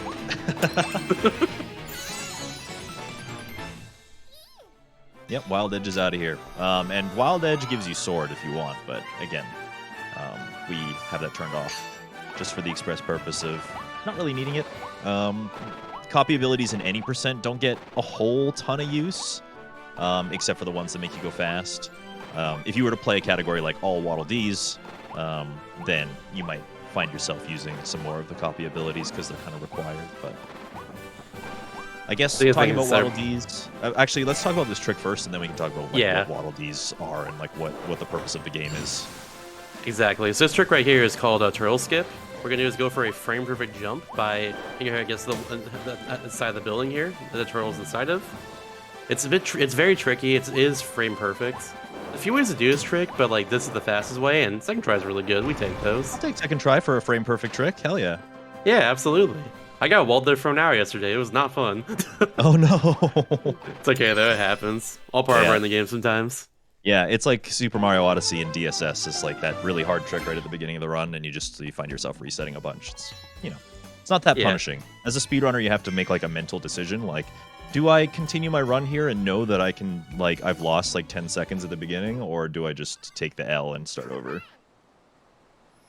And there's also a few other ways to do that trick too. Like for instance, you can go to the side where there's like a bit of rubble and just get hurt there, and like in midair, kind of just like press B whenever to go on top of the rubble and then jump on top of the torch building as well. That's the only way to do it. But it loses a few seconds to doing that. You gotta go fast. It's important. Yeah, and I've been on GDQ a couple of times, and I'm always an advocate of like being a showcaser. If there's something I know how to do, I'm gonna try and do it because this is more fun that way. Absolutely. Speaking of fun things, big fan of fire in this game is I'd probably say at this point probably the second fastest power, but just barely. Yes. But yeah, like it's really good, very good for movement. If you press A in midair like this, or press B in midair like this, you're able to just use a fireball, and we just kind of chain that for a while. This allows for a lot of precision too, beyond just like moving like faster than normal, because you can just kind of like cancel it and like go in whatever direction you want or avoid an enemy real quick. It's really nice. Big fan of it. Me too. And finally providing us with a little bit less of an annoying way to move and a pretty fast way to move. Second fastest way to move is probably fire. I like fire a little bit better than tornado just because I feel like it's a little bit more precise. But, when you get to a point in a game where it's been out for like several months, then you kind of figure out like, oh yeah, well if you actually play really well with this power up, then it's going to be faster. So tornado's kind of winning the game between fire and tornado strats, but we don't get tornado until later, so we might as well use fire. Forever thankful there's no tornado in World 1. Yes. Can you imagine? We'd just be using tornado the whole time probably. Yeah, there's also no tornado, or we also use it in World 6 currently, but ultimately in like the world record routes, Worlds 2 through 5 all use tornado now, and for the bosses, this tornado is really bad for like destroying bosses quickly compared to fire, who's actually pretty good at it. You can't just do a lot of powerless strats, which are very risky and hard, but are worth it in the end. Yes, exactly. I learned one recently for World 2 that you'll see my actually run actually. That took me like, I want to say like 6 hours to do correctly, like once. Which one? It's the one for Tropic Woods. Oh, okay, yeah. It's really freaking hard. But I'm doing a lot more consistently now. Let's go. So, as we're kind of traversing along, you're noticing pop-ups in the bottom right corner that say, you know, I've saved a Waddle Dee, or even like at the end of the level, you break open a cage, it's got 3. Shasta, do you want to explain like why we're saving any of them at all? Like, what's the deal? So the lore of the game is that Kirby gets kind of sucked into another dimension out of nowhere, and so do a bunch of other like Waddle Dees and like King Deity as well too, and Meta Knight, and just everyone like over on Planet Popstar.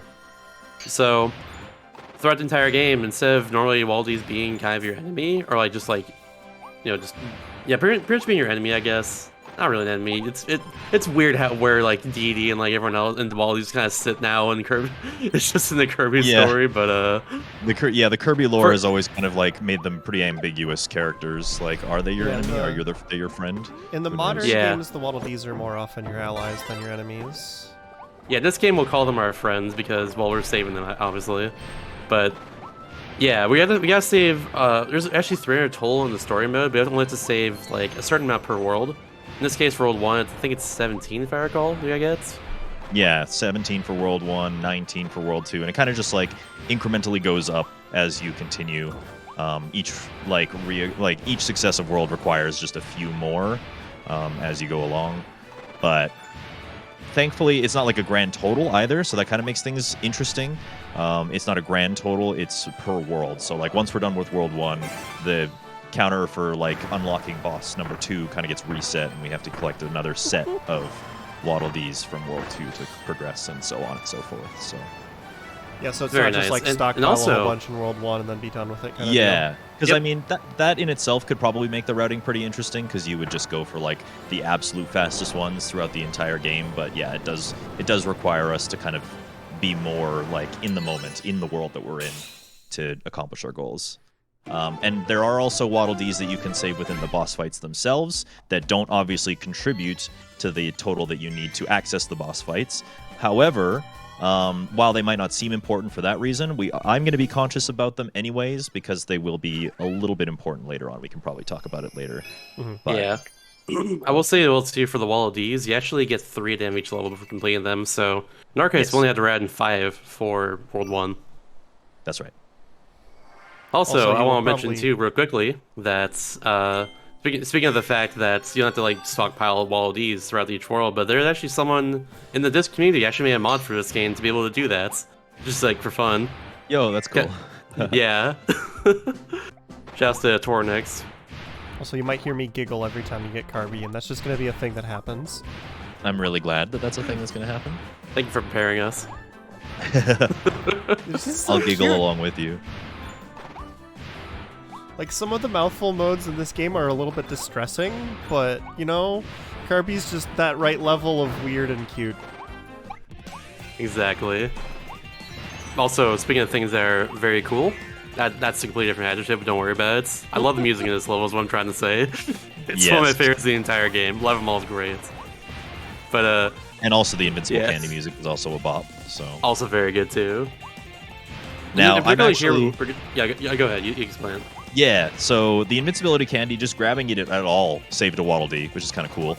But also, I'm going through this level in the fastest path that I possibly can. And the reason is, we're at this mini-boss fight, and if I still have Invincibility Candy, I can just do this. And he's gone. See you. Who? I think there might have been a boss there. I'm not sure. Literally, I've never seen a boss in my entire life. Yeah, Frosty... Poor Frosty gets kind of done dirty in this run. I feel like every opportunity that Frosty has to exist, we just don't let him at all. Pretty much. It's very good, honestly. Thankfully now, though, all the way until the other level, you get to hear the full loop. So shout out to that. Yeah, that's right. Talk more about the music in the actual run. Don't worry about it. I like this game a lot. Okay. Kirby games have a reputation for being very charming, and the music is a big, big factor to that. It's like, you know, whenever you hear a piece of video game music, you can almost like distinguish it as Kirby music immediately just by its style. And I really I had someone yesterday in my chats link me a quiz called "Is it Kirby or Toho?" And like it's just like it's just a bunch of different like titles of different tracks, and like it's actually really hard to tell the difference. There you go. It's weird. That's definitely one of those mouthful modes. It's a little bit distressing to me. Yeah. Oh, like the filing cabinet one? Yeah. You're not gonna see it in the run, but one of my favorite ones is Stairmouth because the face he makes is very, very good. Scareby Yeah, is- very like oh, blank face. I don't like Yeah. Scareby. Kind of like my emote here, but just like more so. Like it's Yeah. like, yeah. So we got our 17 Waddle Dees, which means that we can access the first boss, which is Gorimondo. I love Gorimondo. Same. Big monkey. He's kind of a lad. I think my favorite mouthful that we don't see in the speedrun is the vending machine. Yeah, Oh, we yeah. don't use that one. That's right. Use it a bit, I think, in like true ending, but not an 8%. And in all Waddle Dees, like, yeah, I think all Waddle Dees does a pretty good job of inviting your use of everything that is in the game, whether that be copy abilities, whether that be mouthful modes. But yeah, of course, with any percent, the goal is get to the end of the game as fast as possible, no matter the cost, no matter what it takes. So, In this case, one of the cool things we're going to be doing to do exactly that is for his boss fight right here, we're going to get ice for it and use it to actually freeze Gormondo. So in this game, there is a mechanic where if you put ice on top of like an enemy or a boss like for long enough, it'll eventually freeze and then unfreeze. And that unfreeze damage does a lot of damage. So the way we're going to do that quickly, because if player plays casually, normal ice breath doesn't really do that really fast. The way we can do that quickly is we're going to shield and then ice breath over and over again and have a rhythmic fashion. So that just does that ice like effect way faster than normal. There's also a lot of lag in this fight, so sometimes you just kind of get the dash check info, which happens if you just press B twice. Happens a lot. It's really unfortunate. But yeah, as you can see, we kind of just shred through the first phase of the fight. He's going to jump away, and before he's even able to go into the second phase and do his regular like spin attack here, he just kind of froze him, and then he unfreezes, and then he's gone. See ya. yeah, that like ice shattering that happens after you freeze an enemy and the ice breaks like that, it does like massive damage, including to bosses. So if ice is like we said, fire and tornado are the fastest movement options, so we typically stay with them for as long as we can. If there's ever a boss fight where we can switch into ice and then kind of like get back to one of those fast abilities for free, then you're going to see ice used in the boss fights. Yeah, and so you can see we're saving some Waddle Dees here. They really don't serve any purpose aside from something that's going to be unlockable later, but I just wanted to make sure that I grabbed a couple of them in some of the boss fights along the way. Definitely important just in case. You never know when that happens. That's right. Yeah, those are all things that are pretty free to do, like, you know, don't get hit, finish the level quickly. Like, those Yeah. are things I wouldn't you're say trying not to do getting hit is anyway. I wouldn't say not getting hit is free, personally. Sorry, I mean, It like, depends on the you're boss. not going out of your way to do it, because that's something you're trying to do anyway, you know? Yeah, true.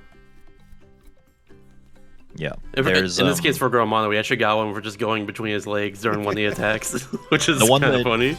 yeah, the one that we didn't get there was using sword, but you know, ice is just too busted for this.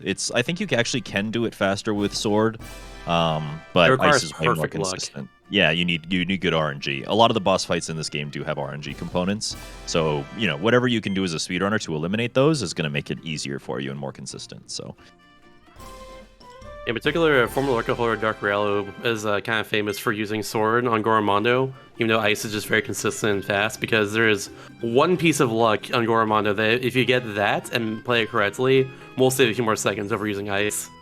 But right. it's one of those things that I personally don't think it's worth it, because it's just very rare to happen. You're more likely to reset runs and lose a lot of time there.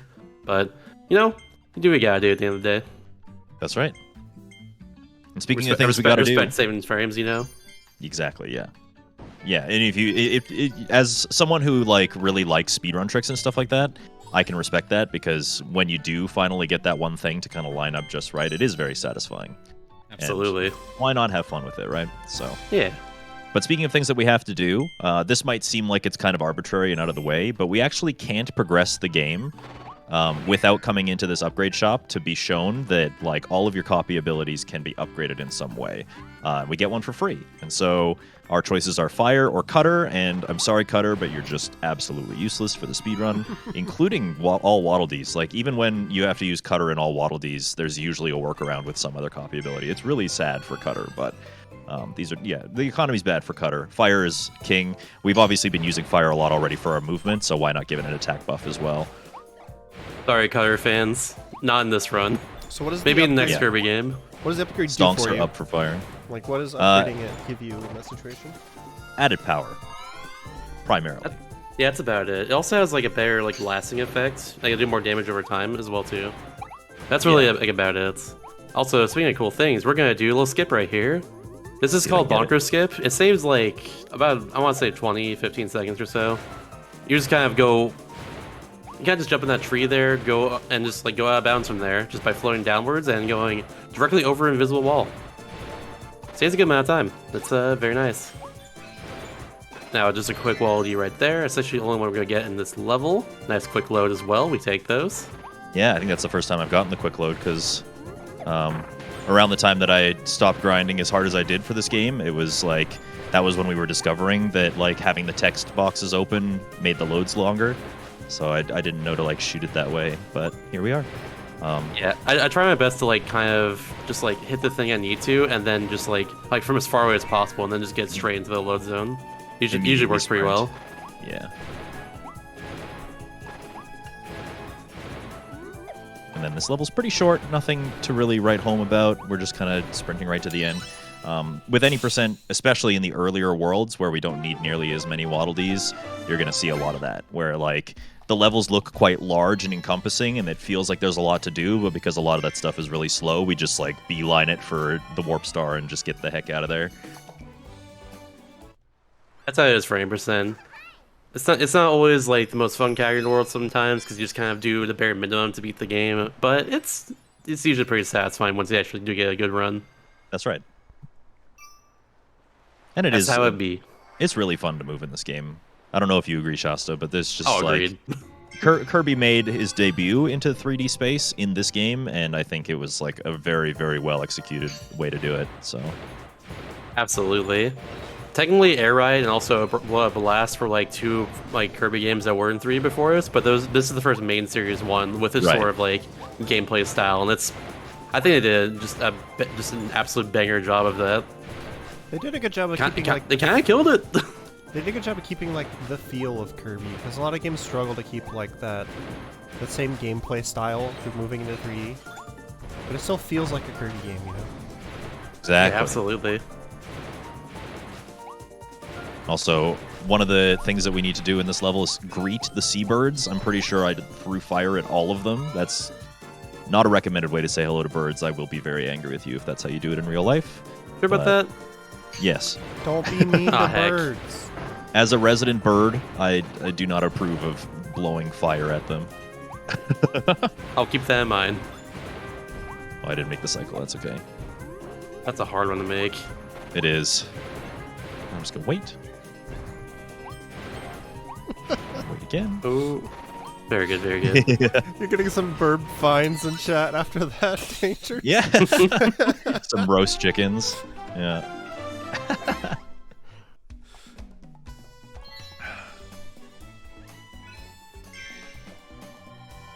Yeah, and this game seems pretty tame on like the glitch side so far. I think the only trick that we've shown off really is like the fact that ice is a little bit broken and the bonker skip, which was kind of skimming by that one mini boss platform in the last level. But I assure you that this game gets a lot more zany and a lot more broken and a lot more like flashy and weird and confusing as we go along. This is only the tip of the iceberg. So that's another thing that I love about a game like this is like, can we go over the walls? Can we go through the walls? Yes? Okay, I'm on board. Teach me how.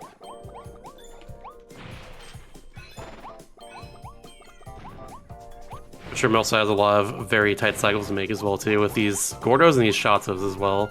If you mess up just a little bit, you'll get hurt by one of them and have to get your power back on the lyre most likely. Yeah, so the thing is, like, yeah, dropping your power is a thing that can happen, right? And there are certain enemies and certain attacks that are more likely for you to... Oh, I'm glad that he came over here. This is good RNG.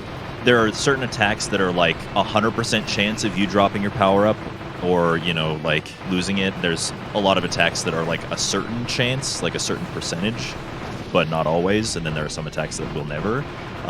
This level in particular is just basically everything makes you drop your power up on the first go, and it's very annoying.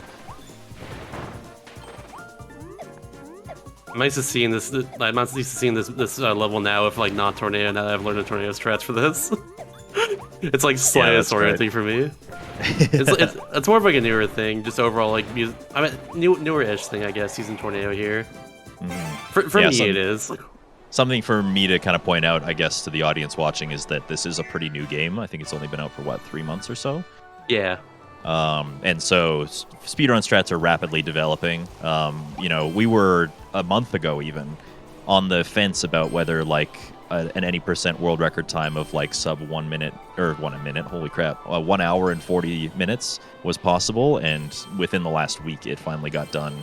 Yep. Almost to a degree of a whole minute. I think Polka's world record is like 139 1x something now, right? Yeah, 17. 139.17. He's Right. Been going absolutely bonkers in this game since it first came out, and it's been showing. He's had a world record on, I think, almost every category except for 100%, I want to say. And Yeah. like at some point. Yeah. It's very clear that he loves the game, and it's inspiring to watch him play. It really is. He's just very good. So yeah, because it's still such a new game, like 3 months in the grand scheme of a speedrun game and its lifespan is like basically nothing.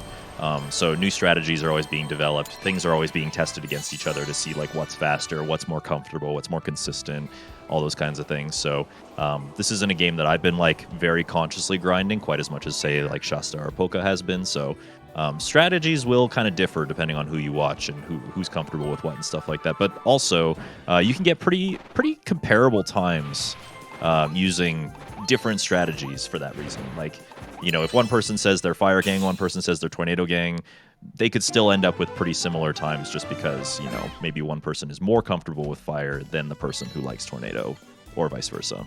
Yeah.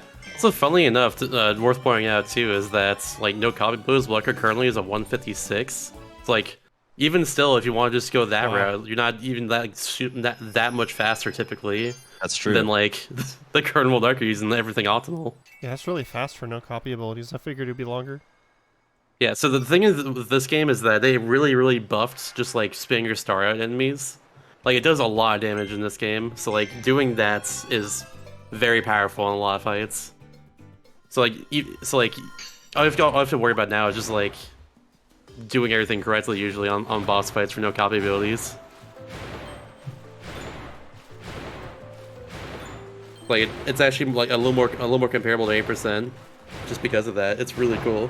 Yeah, no copy Kirby is actually pretty busted in combat, especially better than Tornado, which is part of the reason why some people don't like using Tornado in general for movement, is because while it is the fastest ability, it tends to be kind of lackluster when it comes to combat. But luckily, no copy actually kind of makes up for that. So.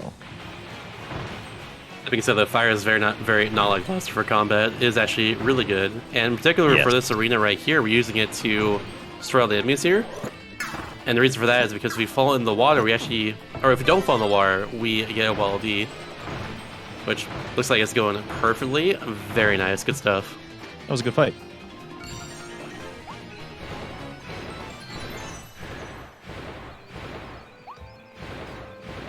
Nice. Hell yeah. Now, really quick WLD here that just like is literally not even remotely out of the way is this golden fish. You just hit it and then bam, you found it. There you go. It was not hidden. There it is though. Yeah. Enjoy the WLD. You did. I'm pretty sure in my casual play I didn't find it. It found me. I was just like I kind of stumbled upon it. It was like, oh, that's a hidden Waddle Dee. Okay. That does not surprise me at all. I love it.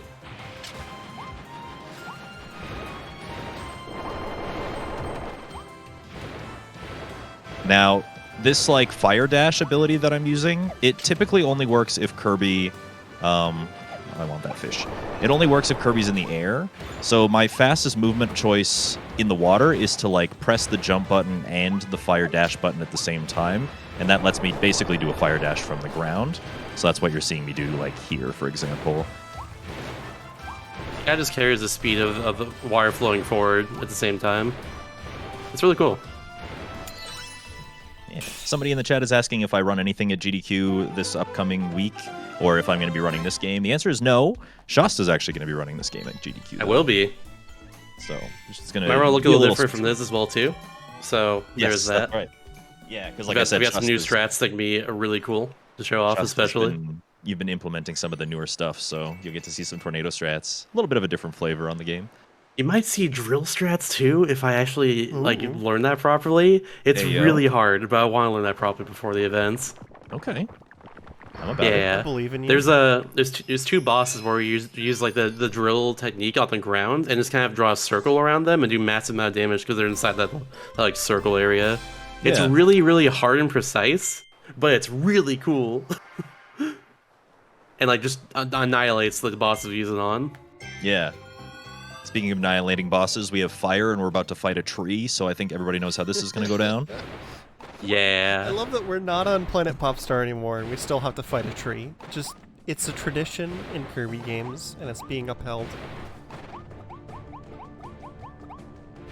I like this tree as well too because it's got a little goatee. Just right in the front there. It's kind of on fire. You can't see it right now, but... Oh, true. Oh, he hit it's like a little frond goatee, I guess. Palm frond goatee. I don't know what to call it. It's very good. Shouts to Trapper Woods. Oh, yeah, Danger will also be on couch, by the way, for a key run. Just want to say that, too. Yeah, I will be. I'm super excited. I think right now I have him and Swordsman Kirby on there. Oh, Swordsman Kirby's going to be there, too? Yeah, he is. He's running Tilt and Tumble on, I think, Thursday at the events. Nice, let's go. Should be awesome. The Kirby gang. Let's go, Kirby gang. Isn't Tilt and Tumble the one where you have to like physically move the controller? You have to physically move like the GameCube. GameCube to actually control it. Yeah, because it was a Game Boy game, right? Yeah, Game Boy Color. But because you're emulating it on the TV, you have to use. That's so funny. Yeah, you use the like GameCube. moving the GameCube in your lap. I love that. It's gonna be a great run. It's also gonna be like warpless, so you go through every level too, instead of just like 80% where you like use the warps to like beat the game in 15 minutes. So you're seeing a lot of moving the GameCube around the whole time. It's actually really impressive and cool. I love that. It's really funny to watch too. When you see it on webcam and they're just holding the GameCube and just like tilting in their seat. I think SK also has like a SNES controller just velcroed to the top of the thing as well. Just so you can like press A sometimes or like move the camera around with like a D-pad. Yeah. That's really funny. It's really good. I want to see that now. All right, World 2 all done. We got to stop by the town to check out Wise Waddle Dee. He deserves recognition and respect. There he is. He graduated. Congratulations. There's the lad. Yeah, he just came out of college. He's so wise. His noggin is full of information that we're not going to check in the speedrun, but I'm sure I'm sure it's great.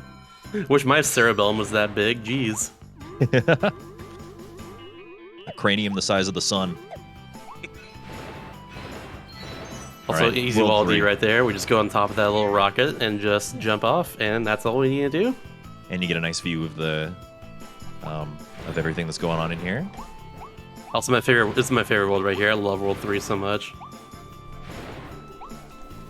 Well, that's okay. Yeah, it's just a whole theme park that we just go through, and it's like really, really cool. Just the levels being based around and everything. Absolutely love it. Yeah, not just a theme park, but like an abandoned one, which I think is like, I don't know, there's just something very charming about that as a theme.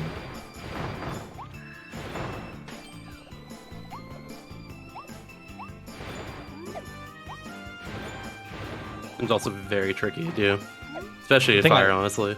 Yeah, the thing I like about World 3 is that it's like, because of it's a theme park, it's got like lots of roller coasters and lots of rides and stuff that are like moving around. A lot of this world is based on like cycles and stuff, so beating cycles is very satisfying as a speedrunner. Yeah, 3-1 especially is all about that. Except for in this part right here, because we're actually going to skip doing some cycles otherwise we need to do with just casually. Normally use Water Balloon Kirby for this section to like reveal some of these like staircases and just like destroy all the mud in front of all those big walls we're flying over, but we don't have to use them at all except for right at the end by just doing some clever fire movements. Yep, just using some of the taller things in the level to just kind of skip over all of that. Oh, are you still... Okay, you're still dirty. There we go. That was weird. I think Water Balloon Kirby's my favorite of all the coffee It's abilities. so silly. It's so silly. He's full of hydration. I love how Kirby just latches onto the pipe. Just like, oh.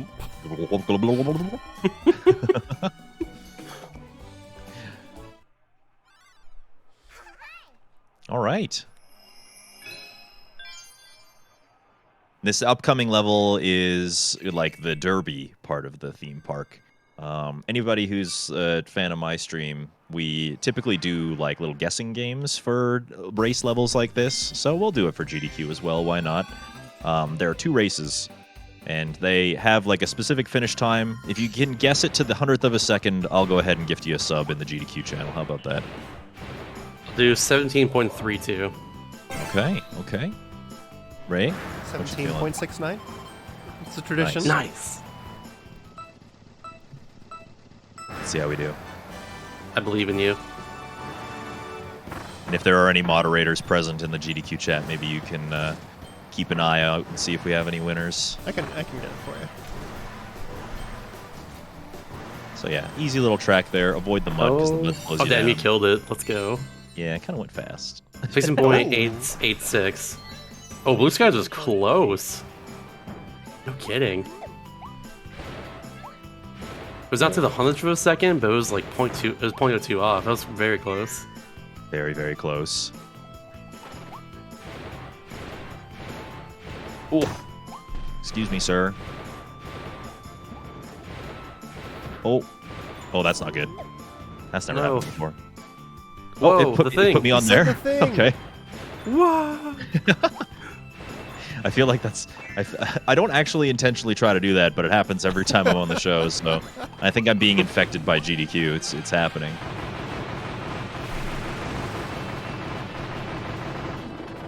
Oh, howie. There's also a show literally called that too as well. So Yeah. It's Yay. every other Monday, actually. In the weeks where it's not Spotlight. It's a show about going over glitches and how they work. It's really cool if you've never seen it before. it is really neat. I saw the episode of T2YD last weekend. Or Yeah. last week, rather.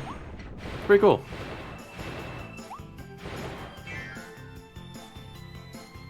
Yeah, here's the second race right here. I just want to point. I guess I'll say real quickly. Usually times between like 36 and 38 seconds here. Yeah. So again, within the 100th of a second, you get gifts of the channel. 36.69. Nice. So I'll look at 30. I'm feeling 37.23. We'll go with that. So I do want to point out the fact that like there's just a whole car right here, and this park is made for people of all ages. Yeah. So how are the kids driving the car? Yeah, it's my not like question. a go-kart. This is just a car. That's true. Just a straight up car. It's so wild to me. Please ask your parents if this is okay. There's got to be some serious waivers going on there. 37.92. 792. Unfortunately, no. Dang. People It's okay. have Better luck next time, chat.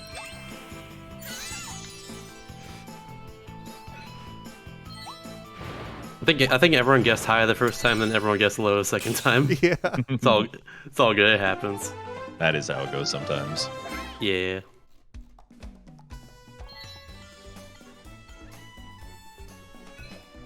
See, my strategy is very obvious after 2 guesses. Just guess, approximately 0.19 past the halfway point, right? For Yeah. no discernible reason. Yeah, Yeah. that's right. Yeah, that sounds about right. For 7.92 mobile delay, dang. Oh my gosh, you got it. Whoa. Whoa, how did they do that? Oh my goodness. How? What? Are you a wizard? Do you practice the magic? And this is why I said This this is would one just of be a cozy speed run. You know, we're just hanging out, we're having fun. Yeah. We're just Yeah. vibing. This is one of my favorite levels. This is my favorite level, personally. Your favorite, just straight up. Straight up, I love this level. I just love all the cardboard cuts just popping out, being all silly and stuff. I love the aesthetic, just all arcadey and everything. I even love the fact that you skip this whole light bulb session by just kind of not using the light bulb once we get up the elevator here. It's really cool. So which color variation of the cardboard is your favorite, Shasta? I think I like the straight up blue. It's also my favorite color, so that helps too. They're all good though. They're all very good lads. They are. So yeah, we don't need the light bulb because the light bulb just kind of helps us see, as the light bulbs tend to do. You don't need to see if you're a speedrunner. You have like a sixth sense, and that sixth sense is we've played this level 100 times.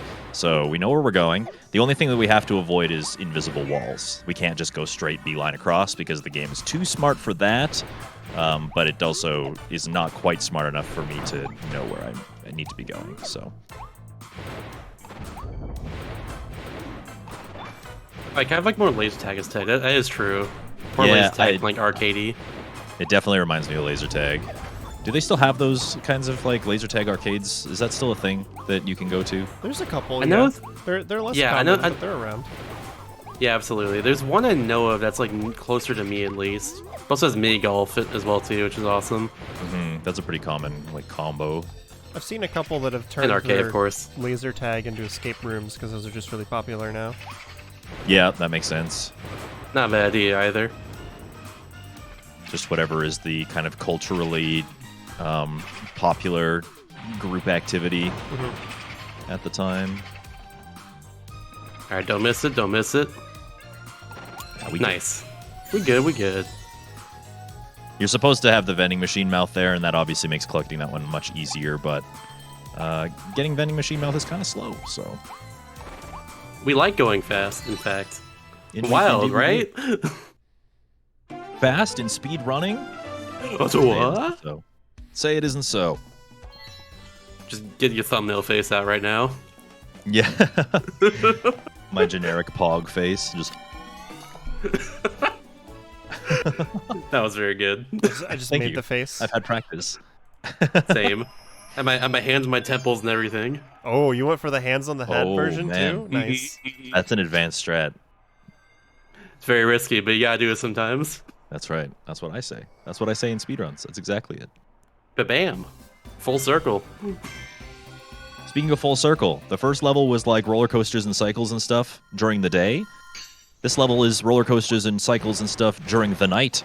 Ooh, I like this level a The lot. mix-ups. same. We have a really hard cycle to make right at the beginning of it, though.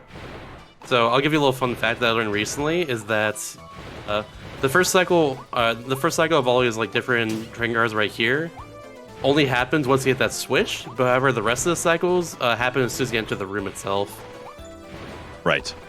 which is kind of weird, but also pretty cool. Yeah, I was a little bit late on my cycle, so I'm not going to be able to beat this set of cars here, but that's okay.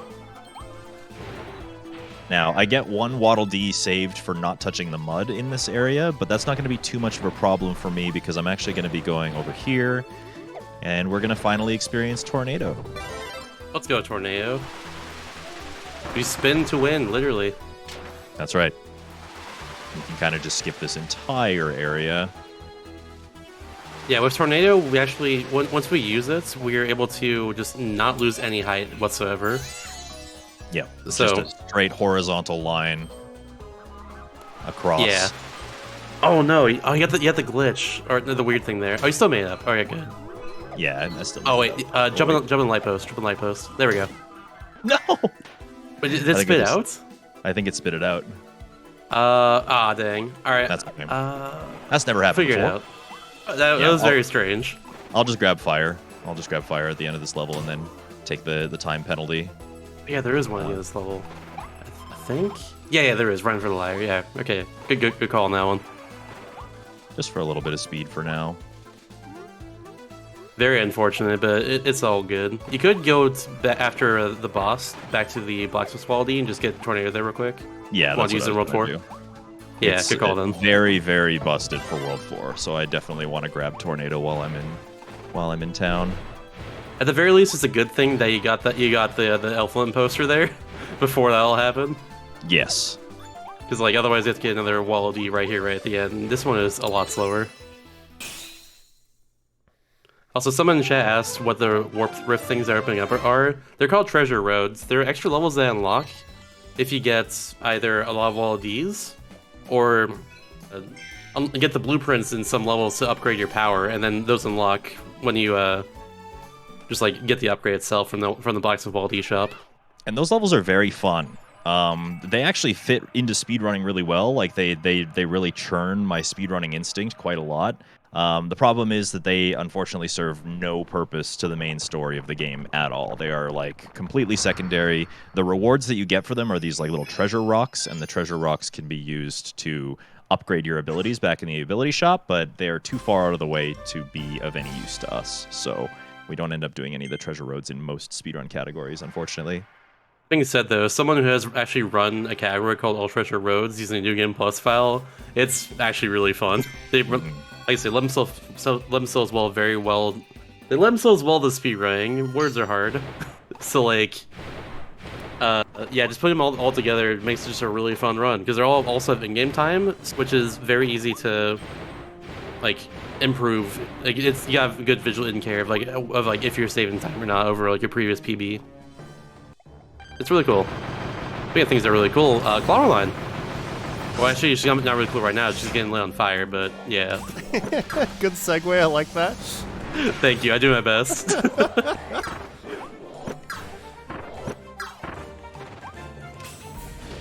But yeah, so the first phase here, she's gonna just come after us over and over again. Her attacks are completely random.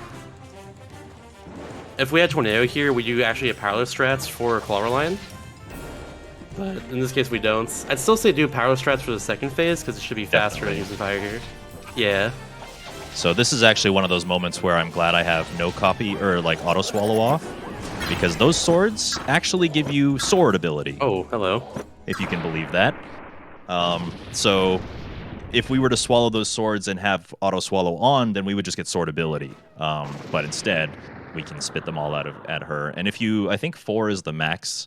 Like, if you swallow a bunch of different things at the same time and spit them out together, then they do more damage than if you were to just swallow one. So the fact that she gives us a whole bunch of swords means that we can just spit out a max power ball of energy at her and finish off that fight really easy. The dangers, you left the blueprint behind. I already have Elflin up my back about this. I don't need Railcoon in my ear as well. What the heck? It's gonna happen, Your Majesty Kira, and I'm not gonna be happy about it. Oh, don't worry. Me and SK will be making sure that you're chastised for not picking up the blueprints. Thank you. I really need Noble Ranger in my PB. Trust me. Yes, you do. Yes, you do. It's true. So true. I did that once during a Tropic Woods fight. That's why I know like that's one of the blueprints there. Yeah, us 80% runners are like, what? Upgrades? Hello? All right, so town's getting upgraded a little bit. Yeah, this is the longest cutscene between levels, I'd say. This or, like, technically World 1, but we do some movement there, too. This is just, like, a straight minutes, over a minute, of just, like, stuff unlocking in the town because we got enough qualities for that to happen. That's right. Like, throughout the game, we're kind of build up this Wall D town by just getting more of them, and get more of them just kind of live here. It's a little strange because it's all just, like, shops and stuff. I don't know where their houses are, but don't worry about it, I guess. Only Kirby gets a house, and he never steps foot in it. Only him, that's it. Maybe they'd all just live in the Coliseum. There's enough space in there, right? Yeah, I'd say so. There's a lot of space in there, I'd say. Also a lot of bosses. And also Meta Knight, look at him. little bit of lore for you is that Meta Knight is actually the one that protecting the entire Wall D town, and not because he cares about the Wall Ds or Kirby or anything. He just loves the challenge of like fending everyone off. Just Noble very funny to me. All right. Also, someone Come with called 10 donation comments about missing the blueprints that I should the queue. I hope it's like 100 instead. I'd be pretty surprised if it's not. All we have to do is make one mention of it, and it will be the highlight for sure. Easily. All right, World 4. I think World 4 is my favorite world. It is really cool. All snow levels for all the snow level fans out there.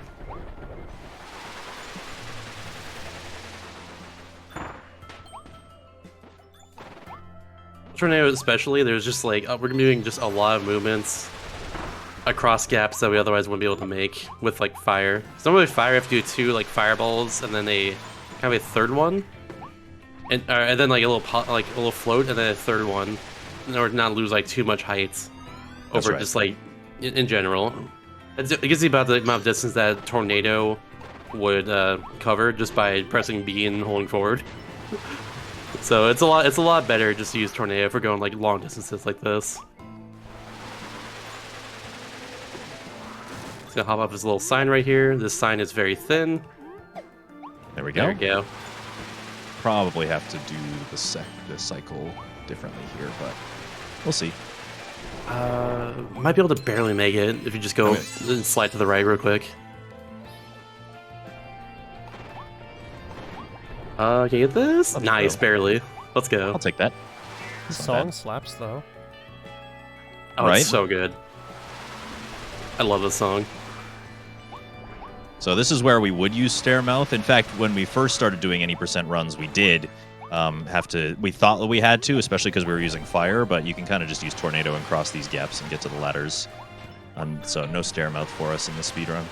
Yeah, like a big reason why like fire wasn't able to actually hit the ladders there over tornado's kind of doing it with ease is because the game is very dictated by your camera. The camera loves just kind of prevent you from doing certain movements. And in our case, we couldn't like get up to the ladder too easily with fire compared to using tornado there. That's right. It's very odd. Someone Eric the chat asks, Gamer. what's your favorite power up? Yeah, someone in the chat asks, "What's your favorite power up?" That's what I was going to bring attention to too. So Shasta, what is it? What's your favorite?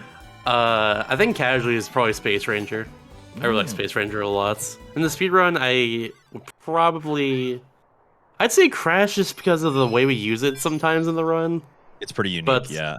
It's very unique, but just in its use cases, but overall fire though for the speedrun. My favorite is the most relatable power up, and that is sleep. Sleep is my favorite. Yes. This is one of the few games in the Kirby series where sleep actually has a use. Which is In pretty the cool 80% too. speedrun, no less. There are so many Yeah, things we that skip too. over. There are so many things we skip over in this game, but going to sleep is somehow not one of them in the 80% speedrun. So We that's kind of cool. sleep fast. It's That's true. awesome. Sleep games done quick, 2022. These speedruns are putting you to sleep. They're putting the run to sleep. Oh my god. That's right. Plot twist. See, I was sad that my favorite Kirby ability of all time didn't make it into this game. The microphone. Oh yeah. Where Kirby Mike just is picks up a classic. microphone and sings a terrible song and everybody dies and just... It's so silly, I love it. Yeah, Like, Kirby it's- tries death metal.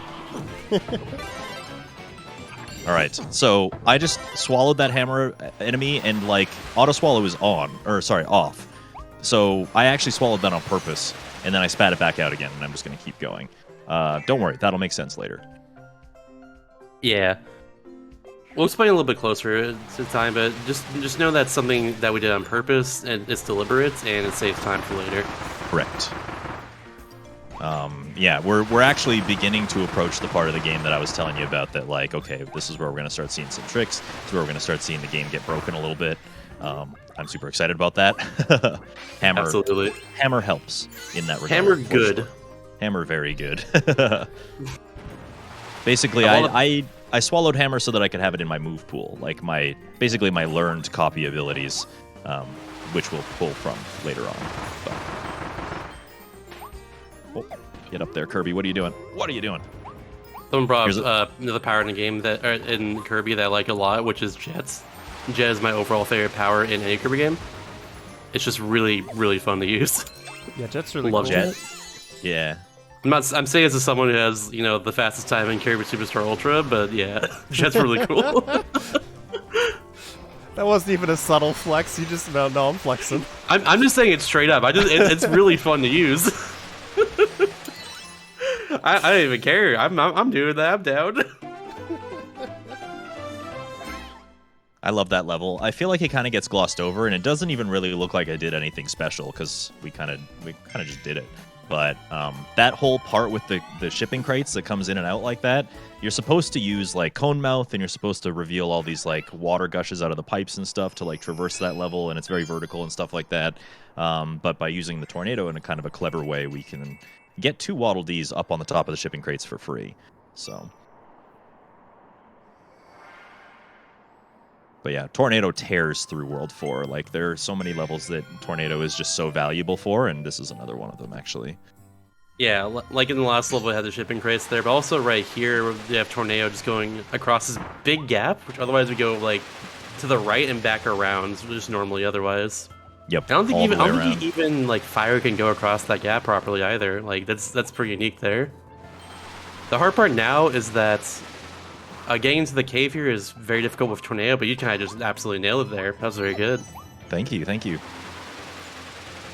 Yeah, because there's very strong winds, and the Tornado ability, if you're actually like on the platform, it like pushes you away, even if you're in Tornado. You're supposed to use fire, and it's kind of more powerful boost to traverse that. But first try with the Tornado. Let's go. Ooh, there we go. Now along the way, we're probably also gonna collect some seafood. It's just some food on the sea. That's all it really is. It's overall a really fast one to do. The first 2 are very quick. The last one is a little bit less quick, but is overall as fast to do compared to other powers we could get, or other like qualities we could get.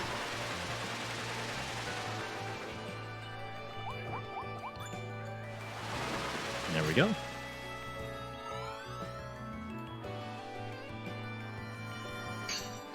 And then this little wind tunnel part at the end. Yeah, there's a few really fast wallies to get here, especially. There's a cage one right here, which I just explain real quickly. Difference between like wallies, again, that are like a way to determine if wallies are fast on the run. So if you see a walley in a cage, unless that walley is like not out of the way at all, pretty much, we're not going to collect ones in cages because the animation of the cage takes about 5 seconds every time we collect the walley inside of them. So ideally what we do is we want to get a lot of the hidden objectives in levels, because it does save us time. Like for instance, we went into that hole there a second ago, and just kind of jumped back out. That was actually a hidden objective that gave us a Wall D. Yes. We're supposed to go into that secret underground room, but if we just go into that little area before the secret underground room, it still counts for whatever reason. And it's just very fast to do that. Don't have to do the little sub area associated with it. We can just kind of reveal the entrance, and it's like, oh yeah, here you go. Have a Waddle Dee for that thing. So. Also, this upcoming level is where things we get a lot more busted. One Do of you my go favorites. for the Tornado version of this? Yeah, I do. Perfect. All right, I can explain that then. There's a lot going on with this trick. It's gonna be a lot to explain, so bear with me on this one. I'm pretty sure the way to get over is frame perfect. It is, yeah. So it might take a couple tries. So bear with me, but I'm gonna give it my best. I'll go and explain a little bit in that case. So what we're gonna be doing here is doing a mix off of 2 enemies. If you select up 2 enemies that give you a power, it starts a kind of like roulette of all the powers in the game. We'll be doing that real quick with this Bernard and also Sir Kibble. And nice, got the hammer, perfect. We're gonna get this hammer right here, and then do what's called a hammer super jump and go way high into the air. That was really good right there. I get a nail right here. You gonna get it? Hold on. Yo. Okay, I got over, but I didn't get on top. So what I'm gonna do is that again.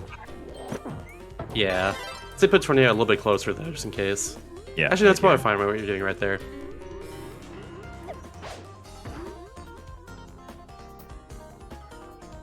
This should work. Please. Nice, Good. let's All right, go. nice.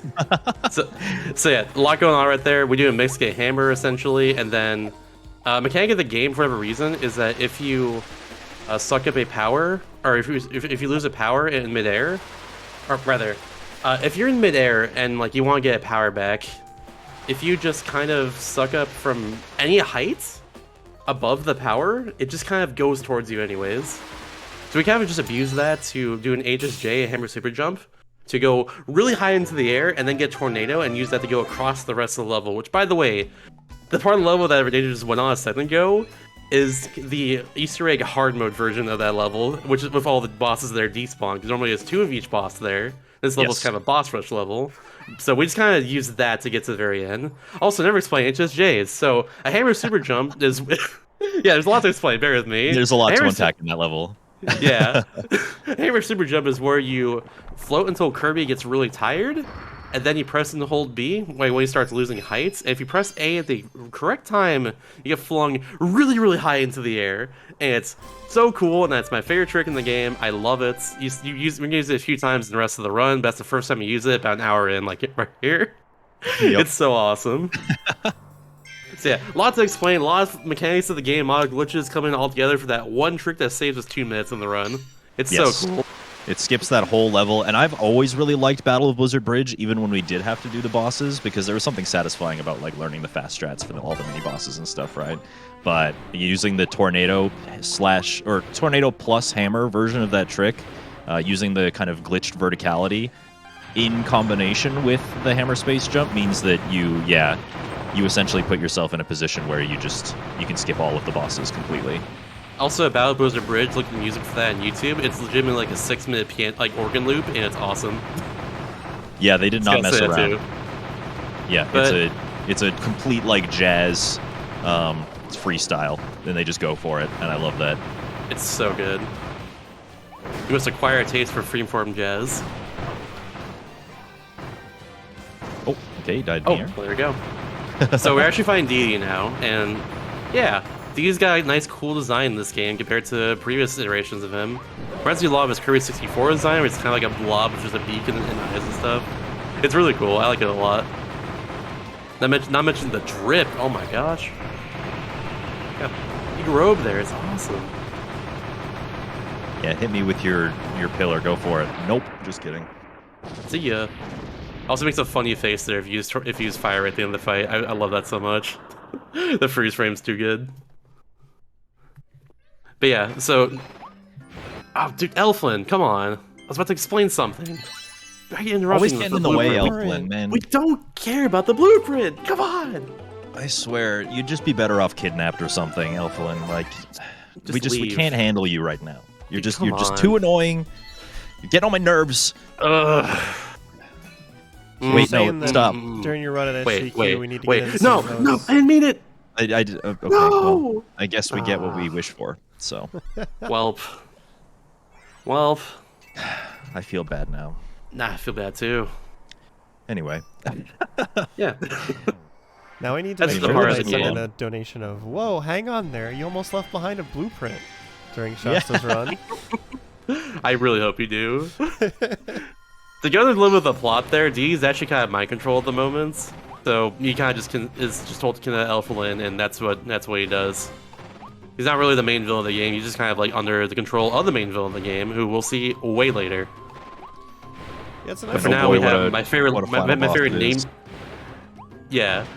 For now, we have like my favorite like named level in the game, the Waste for Life Began. So it's so epic for such a short level for no reason.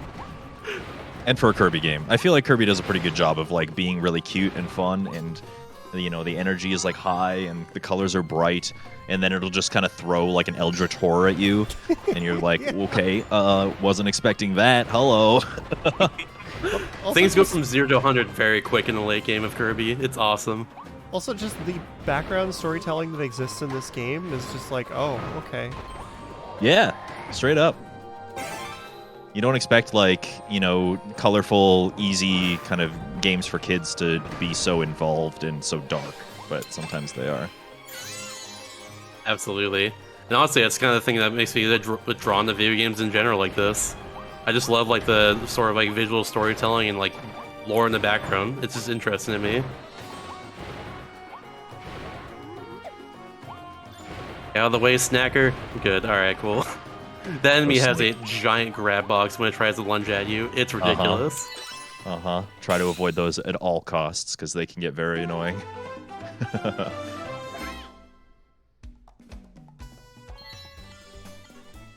Also, fun fact, by the way, the hotel in the background there, you can actually go to it.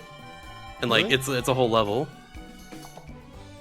So, a little Easter egg there for everyone who's played this game. Go to the end of 5-1 and go to the fence on the right. There's actually a whole level back there. It's completely unnecessary and only gives you, like, a bunch of star coins and, like, I think a capsule. A few figurine capsules, I want to say. But it's pretty cool. I didn't know that for a long time either. I think I only learned of it because Tippy tried routing all capsules. This is a fun run. Gosh. Yeah. And there's like 2 back there she had to get for the run. I had no idea there was anything back there until then. And there's nothing like, there's nothing progression-wise back there at all. Like, there's no Waddle Dees, there's no, exclusive items or anything. It just kind of exists. Pretty much. Speaking of cool things that exist, we mentioned sleep earlier in the run. Now we're actually going to be using sleep right here because this is actually a pretty fast wall D. In general, World 5 has a lot of very slow wall Ds, unfortunately. So it turns out even just like going on this little detour over here, and then like just falling asleep is faster because of the 2 wall Ds we get from this little detour here. Yeah, nap time. Yeah, simple as that. I love the sleep power up so much. Same. It actually has optimal sleep in this game because you mash buttons or rotate the stick really fast, you wake up faster. It's true. Amazing. Also, you fall asleep faster by just not moving as well. It's so good. That's incredible.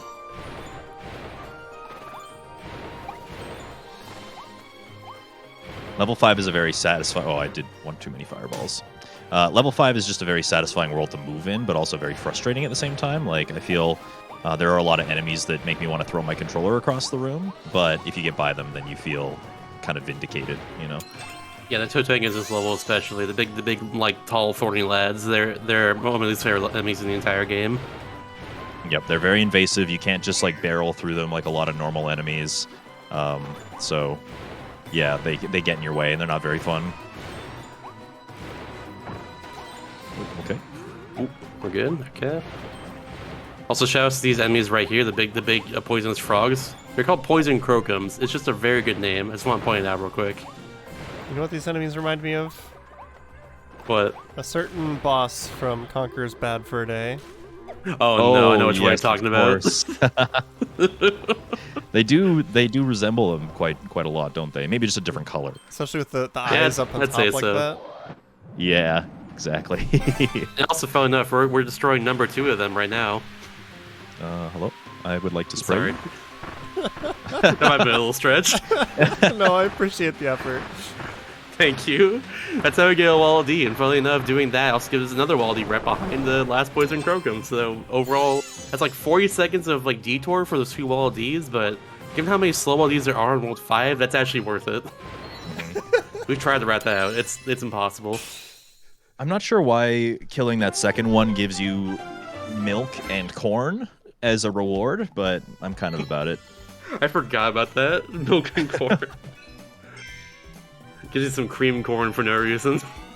Also, there was a Waddle Dee in the first level in World 5 for defeating a lost Squishy. Squishies are like little octopus enemies, and they very morbidly put the Squishy right in between 2 like platters of takoyaki, which I think is just like, you know, talking about Kirby being a dark game.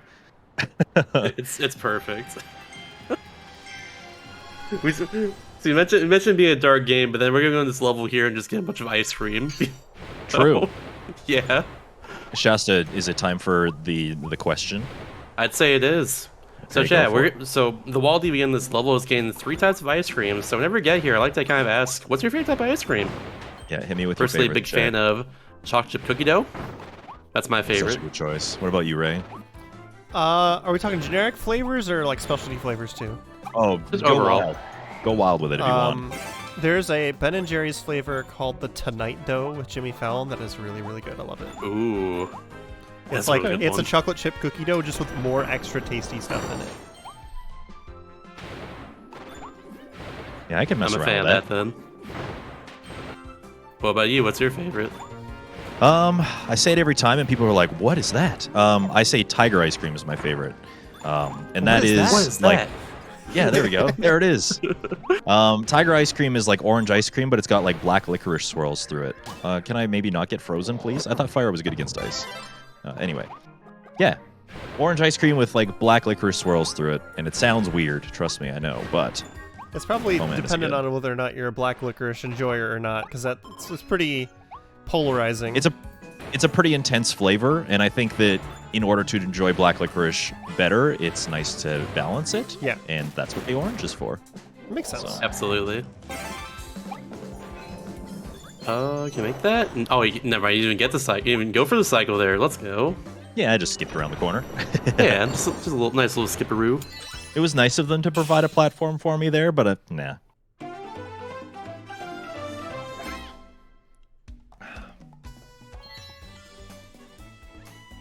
All right.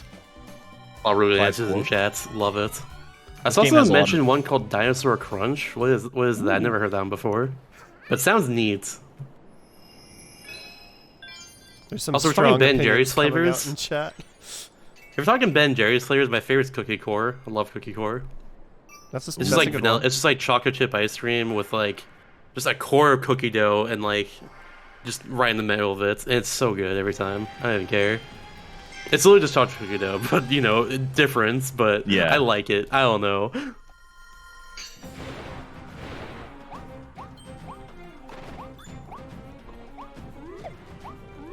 Now, this game has a lot of really good music in it, but I think the music that you hear halfway through this level is probably one of my favorite bangers.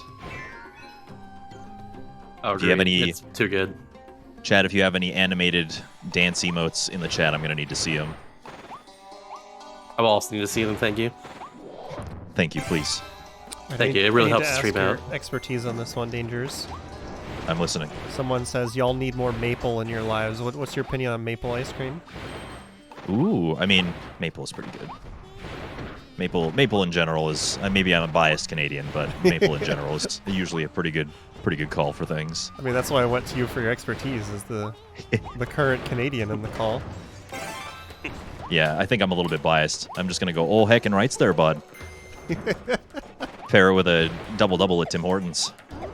Bless you. Thank you.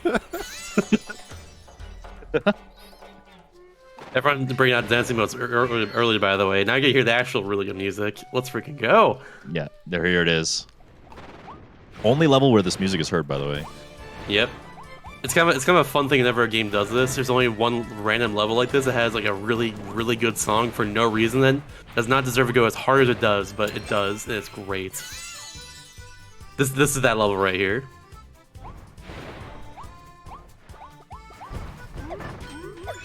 And for anyone who wants to add to their playlist, it's just called Moonlight Canyon. Same name as the level we're currently on right now. Makes things easy.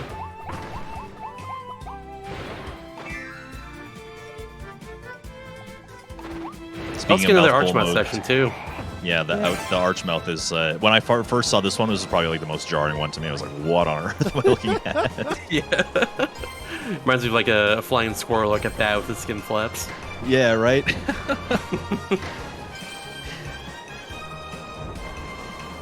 Yeah, I have a friend who really likes bats. Actually, not a friend. My boyfriend really likes bats, and so I always call them meat-wing birds. So, Wing birds. yeah. That's really funny, honestly. There's just no, like, I don't know, maybe it's just me, but I don't think there's any, like, flattering way to describe what a bat wing is. But No, I'm with you there, honestly. That's pretty accurate.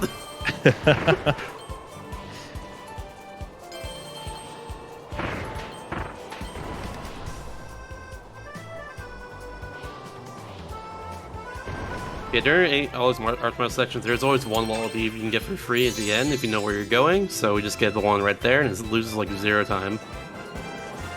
I also love Kirby's smile while in the Archmouth. yeah, right? Yeah. Just gets the anime eyes for a moment there. I'm just gonna go say hi to these cacti. The first time I played this level, like the thing at the end of the level that pops up, giving you like a hint for a next Wall E that gets popped up. Then like say hi to the 3 cactus triplets, and I saw in the background right there on the left, next to the Wall D, it's like 3 cactuses, and I was like, no, I missed it. I have to play the whole level again now. Dang, I gotta listen to the good music again. No, Rats. Oh wait, that actually sounds pretty awesome. oh beans, I gotta have more serotonin. That sucks.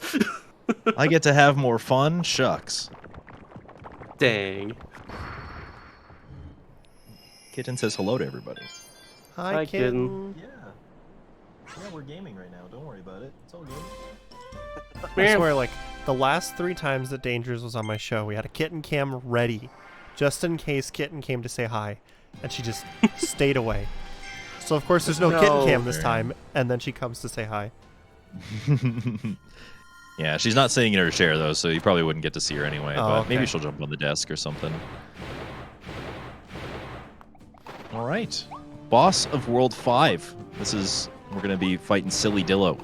He's a very silly boss. He's so silly. He's just a silly little guy. Just a Scale silly of lad. 1 to silly. How would you rate the silliness Oh. of this boss? Just Silly. absolutely outrageous. Yeah. Just a little bonkers. But not like the Yeah. boss in this game, though. Just like, you know. Yeah, that's something else. The adjective. Oh, I paused the game. Phase 2 is Sometimes very... that happens. Yeah, in this case, Phase 2, he's gonna be rolling around the entire arena, so you gotta light him on fire as much as we can. And just kind of dodge right out of the way. Oh. Very nice, very nice. This boss is very precise, too. Like, he can be a bit of a pain if not done correctly. The third phase, though, we actually get a good spot where we can just kind of, like, manipulate his movements. Yeah, He the calls second it phase. his friend here. I guess it is the third phase in this fight, isn't it? But Yeah. there's kind of like a kiting thing that you can do, where I'm going to position him so that he kind of bounces off the walls in a straight line. I think I got a pretty decent positioning, not too bad. And then I can kind of just blast fire at him while he's bouncing back and forth like this. And if I get really close, then he can't actually hit me with these dance partners that he's got. So that's what I'm I going to know do. that. That's neat.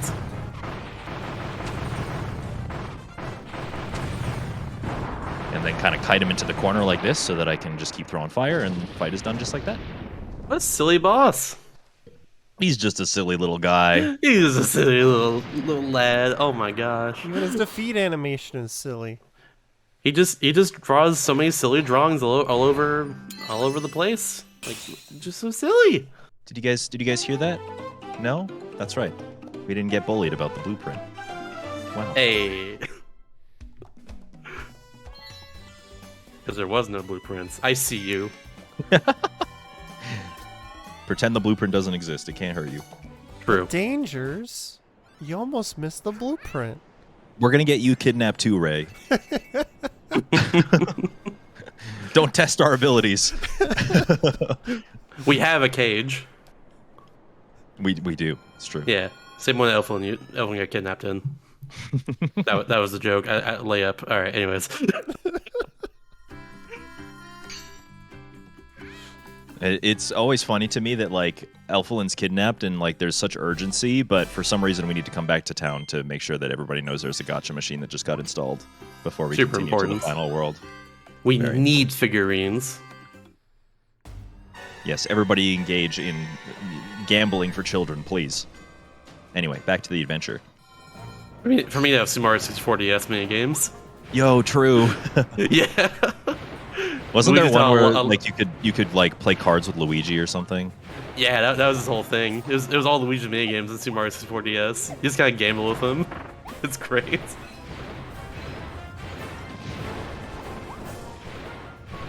All right, this is the super scary world. You can tell we're at the end of the game because there's lava everywhere. It's true. I love the name of these enemies, by the way. The Yeah. Oofies? Yeah. No, the Rabaroos and the O-Rabaroos, right? No, the Awoofies. Yeah, the Woofies. Those are great too. If I want to, I can talk really quick about the Rabaroos and the O-Rabaroos because it's got some funny in-game text. Go for it. All right, so the O-Rabaroos are called.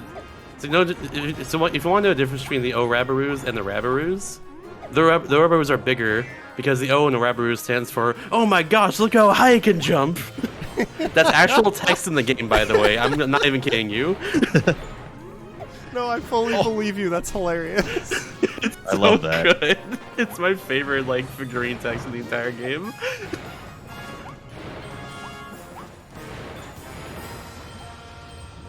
You're good. You gotta love when somebody on the localization team was just clearly having fun. They're having a blast with this one for sure. Oh, I always forget that that's not like a cloth flag and it's actually made of steel.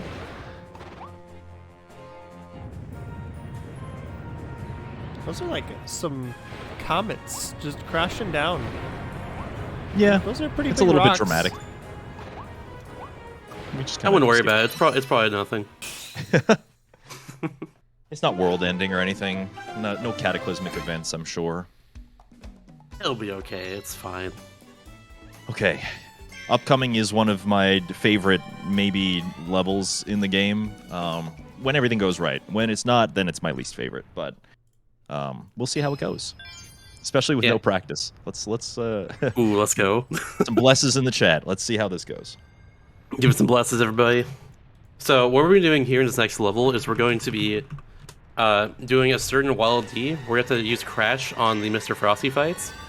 That being said, though, after you use Crash, we don't have a power anymore. And we want to keep Fire because Fire is very fast, as we've probably seen throughout the entire run so far.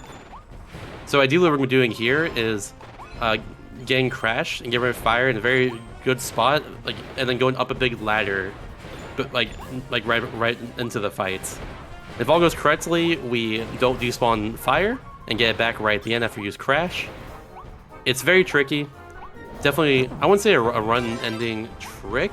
There are some backups you can do depending on how fast you are or how fast your run's going so far, but it is very nice to get and it saves a lot of time. It is a fast Wild D after all. That's right. So we use Crash. Should be good. Yeah, nice. Very good. I was a little afraid there. If you go above that kind of the halfway line in that room there, sometimes Fire just tends to despawn, but I think it just spaced it perfectly in the end. Very nice. And once again, poor Mr. Frosty is not allowed to exist. Yep. Frosty did appear in a twin version in World 4, but we actually used the hammer space jump to completely just jump over that fight. So yeah, Bonkers and Frosty both get basically no representation in this game at all because we just either delete them completely from existence immediately or we skip past them. Unfortunate.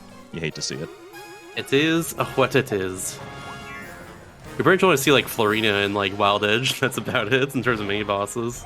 Yep, and each of them only once, I think, as well. Mm-hmm.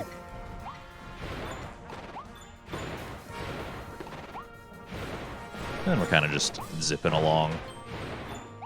Yeah, after that first room there, the next two rooms are just nothing pretty much. Yeah, that beginning part is the hardest part of 6-2 for sure. Very nerve-wracking, and then the rest is kind of just make it to the end. The game also wants to get the ring mouth at one point in that room, but we can just kind of not do that until the very end because if we just skip it the entire time, the ring mouth just kind of spawns on top of the boat we need it for. That's right. It's really nice as well.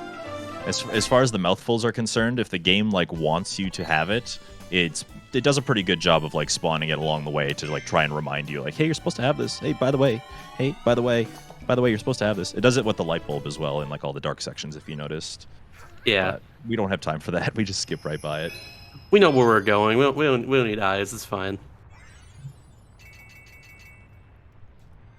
But yeah, this is World 6, which means that it's the highest Waddle Dee requirement to get into the boss fight, but it's also one extra level. So you are going to be seeing me go out of the way for quite a few Waddle Dees that might seem kind of slow, maybe the one where I had to eat all of the meat in that last level. But also not as bad as World 5 because there is an extra level. Yeah, by no means, honestly. World 5 is a special case where there's just so many ones that are way out of the way for whatever reason. But in this level here is actually a whole lot that aren't out of the way. For instance, we're going to get another one where you collect 3 different things to get a Wild D. this case, 3 cups of coffee. First one being just right here. Ooh, that's kind of nice. I forgot about that strat. That's a good one. Yeah. Yeah, and it also gives us a cage wall D. And if we go to the left over here, there's a room over here. There's a control room over here, and we just go inside that real quickly and just leave. As soon as the camera's in there, we get the objective cleared on the bottom right. And that's just like, that's 3 Waddle Dees basically right there. Or like 2 in the third Waddle Dees, really. Yeah, exactly. Another Waddle Dee in this level, there's a lot of like really risky ones in World 6. One of the ones in this level is to not get crushed by anything. So that would have been like the walls closing in the first room, or these ones crushing you against the floor. So as long as you don't get squashed by anything, then you get another hidden Waddle Dee at the end as well. I've learned the hard way before that getting crushed by the crush in the first room does count towards like not getting that Waddle Dee. I thought it was only like in the crusher rooms, but yeah.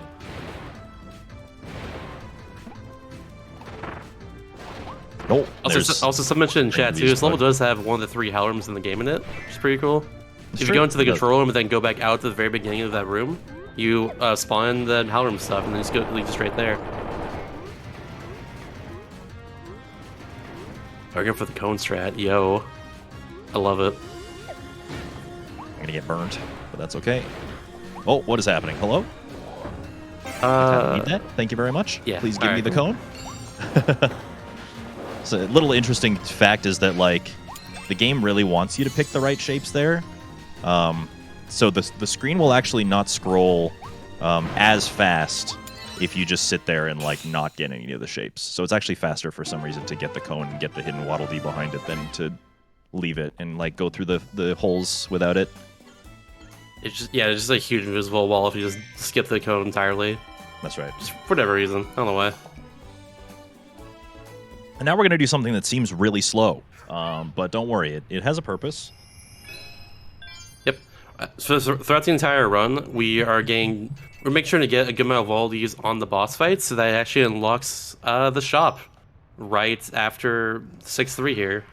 That's right. And the shop has some cool things in it, such as the ability to speed our movement up and the ability to do more damage. That's pretty neat.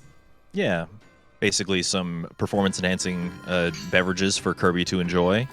Up in the top right corner, that shop just opened up. So, and you might be thinking, like, you're kind of going out of the way. Like, the levels are back in World 6. Like, what are you doing? Like, we're going back to town to do shopping? Like, what is that all about? And, like, we as speedrunners kind of disregarded it at the beginning, too, I remember. We're like, yeah, There's no way. There's no way that going all the way back to town is fast. But the fact that there are attack boost and speed boost items means that... and especially because there's a lot of bosses at the end of the game, means that we can kind of just melt through the bosses with the attack boost, and we can speed run the last couple of levels with the speed boost. So they are actually worth something. Yeah, I think overall it saves over a minute for these boosts right here. The ones that are more important are the attack boosts in the end. Speed boosts are nice to have for a few levels as well. That's right. The attack boosts will go through all the bosses that you have to go through for the rest of the run, which there are like, I want to say off the top of my head, like 8 of them? 8 or 9. I don't even know. Quite a lot. Like a lot. Quite a few, in fact. Because we do 3 in the next level. Then there's 4, I guess, at the end. Oh, no. Yeah, 7, you're right. Yeah. So yeah, quite a few bosses. So we use one of the attack boosts right away, and then we're going to ferry another attack boost. We have like an inventory slot. So I'm going to go ahead and keep that attack boost in my inventory slot for when we get to the very, very end. And then for now, we also have 2 speed boosts because fast good. Shop's going fast. Weirdly enough, though, and I wish this wasn't the case, but it is, unfortunately, but your actual like fire and tornado movement speed is not affected by speed boosts. Only when you slide it's affected. And like your normal speed, of course, too. Don't know why that's the case, but it is what it is. I have a 50-50 shot of dropping my power up here. I didn't, so that's a 3-second time save. We love to see that. Very good, very good.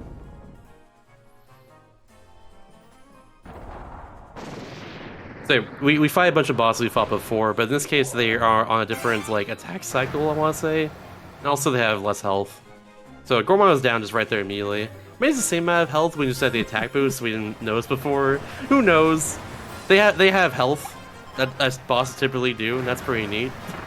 Why is Kirby so cute? because he's round and smiley. And it's great. That's the last time we're going to see Kirby in the run, so I hope you enjoyed that, Ray. I did. Kirby, no.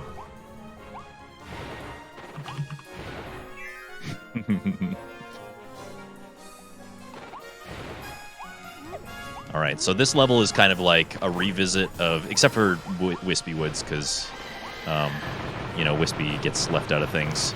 But this is just basically just a refight of all of the main bosses that we've encountered along the way. And that was solid. That was just a really fast Dillo. That was nice. Yeah, very, very good there. You can see he kind of starts in the third phase of the fights back in World 5. Yeah, kind of just a thing right there. That damage boost does a lot of work. Oh, it sure does. This is why it's so powerful. Like, these bosses, just this level alone is made faster by the power boosts by, like, almost 45 seconds, probably more, so... And funnily enough, actually, a thing that we're starting to do in runs that is hard but very rewarding is using drill for both Silly Dillo and the upcoming boss fight at the end of the world. Ooh. Because if you circle around them in a certain way, it will actually just annihilate their health entirely. But Like it's one-hit really KO hard and kind of thing? precise, but it's consistent. Yeah, like one KO. Ooh, dang. I think for Silly Dillo, if you do it correctly, we actually call it stretch Silly Drillo. Just want to point that out real quick. I love that. But yeah, if you do it correct, I think it saves like 9 seconds on that fight, which that fight's like short already, so that's a lot. Yeah, no kidding. All right. And then right this here, important fight is Clawline, because we want to not get damage to get a Wall D from her. So same deal as before for the second phase. Oh no. What? Oh no, I spat my thing out at her. Okay, I see. Yeah. Alright, she's gonna do the same attack again, just like fire her this time. That's it. Oh, that's okay. I have a backup, so Yeah. we'll be all right. There's a few backups, this should be okay. Yeah, we'll just fire her for the rest. Yeah. It's okay. I've specifically saved this Waddle Dee on the roller coaster with missing Clawline in mind, just in case. So, but yeah, doing that part damageless does give you a hidden Waddle Dee. But I accidentally shot all of my stars, or all of my swords out way over her head. That's happened to me twice, actually. This is the second time that's happened to me, so... Oh, Kirby's arms wiggle on this one. Yeah, it's so good, right? With, Yeah. like, the speed of the coaster. Yeah. It's so good. Just like flapping in the wind. This is the one time you see coaster in the run. Unfortunately, we do skip the Wall D for the roller coaster in 3-1. Maybe someday Petition we'll to add add it it. in. Yeah, petition to Maybe add it to any someday. percent. It's the slowest Wall D, but it's the best one.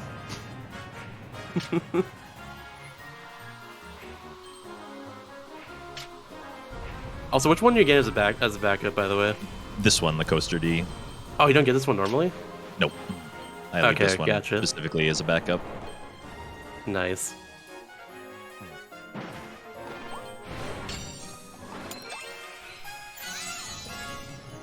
Hi. E. E. E.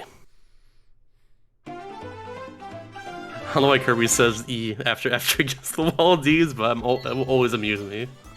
I'm for it. All right. Once you hear it, you can hear it. It's very subtle. That's true, yeah. It's like the SMO jingle. It'll be forever etched into my brain. Wow. This level upcoming is probably my favorite level in the game.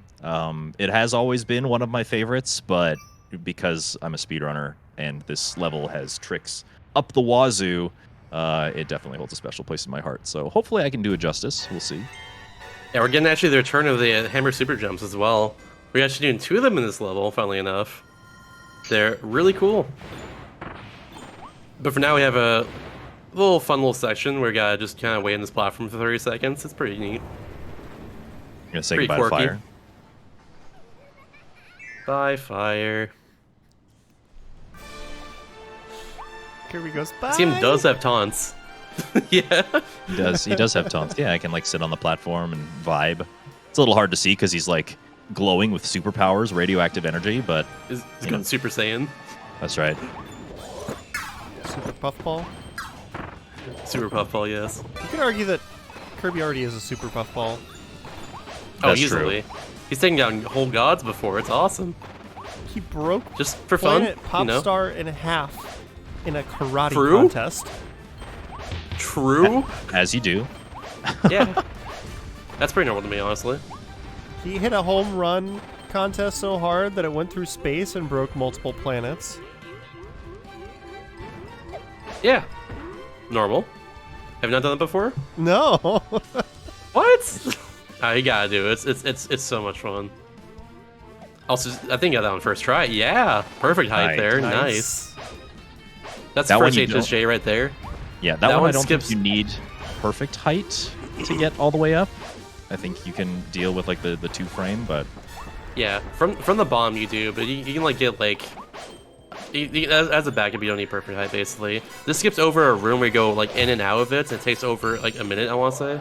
yeah, and this is another one of those rooms. The idea is you're supposed to go into the room, save one of the Waddle Dees in a cage, and then it like, oh, where am I going with that? Come back, please.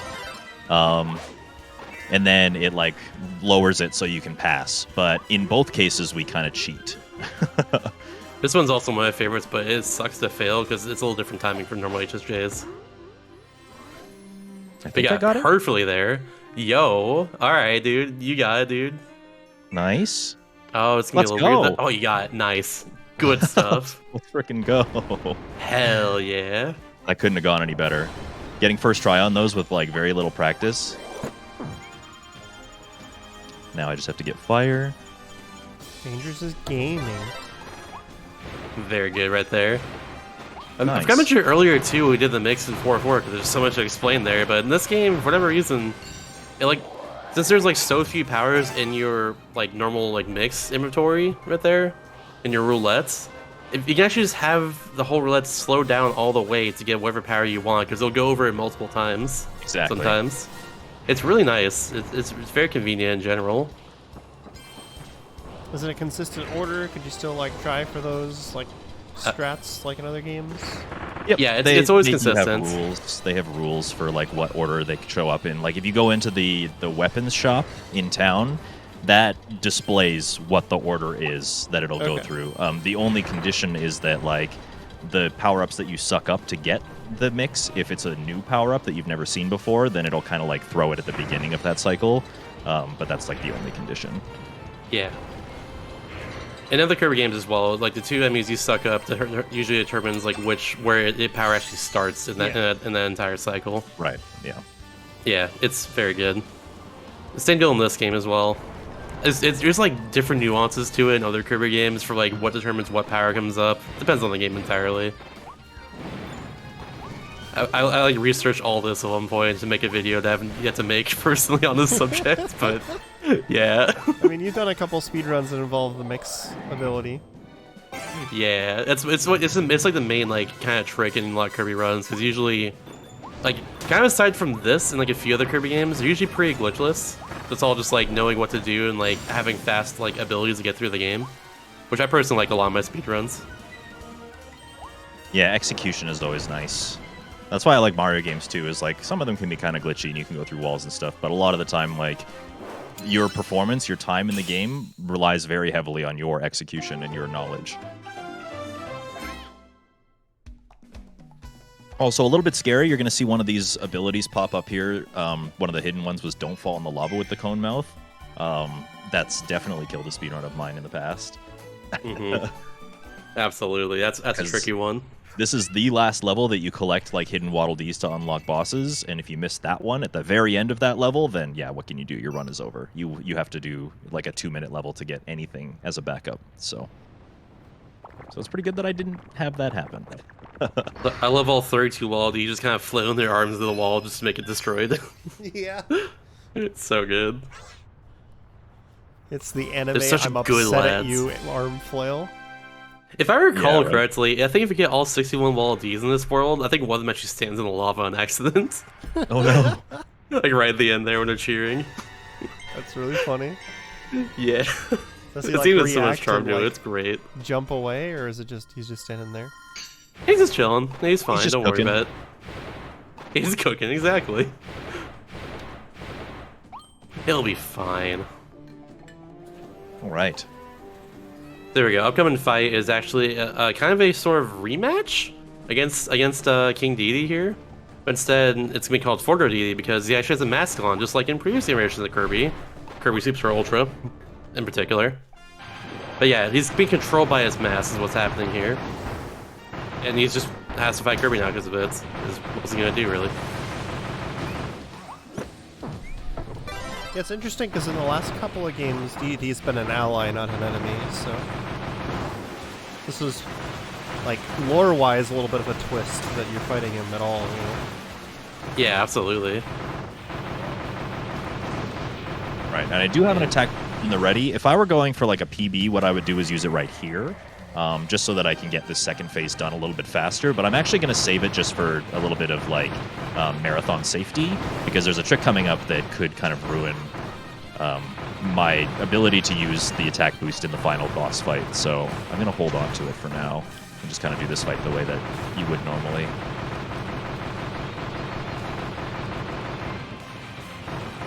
Let puppy DDD run around in circles a little bit. Yeah, Also, it's kind of behaves, I guess. If you stand like right on the yellow line there, all of the tornadoes will go around you. It's like a little safety zone right next to DDD there. It's very good. But yeah, upcoming now is actually the hardest trick in the run, in my opinion. Probably in yours as well too, I imagine. Oh yeah.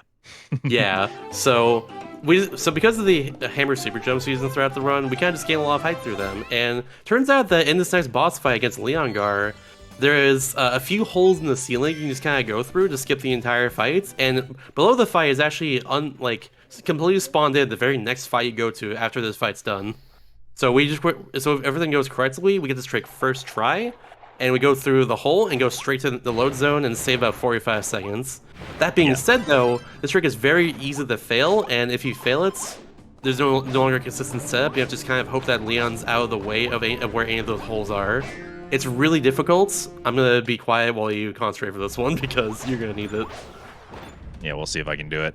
The mention is difficult. It's difficult.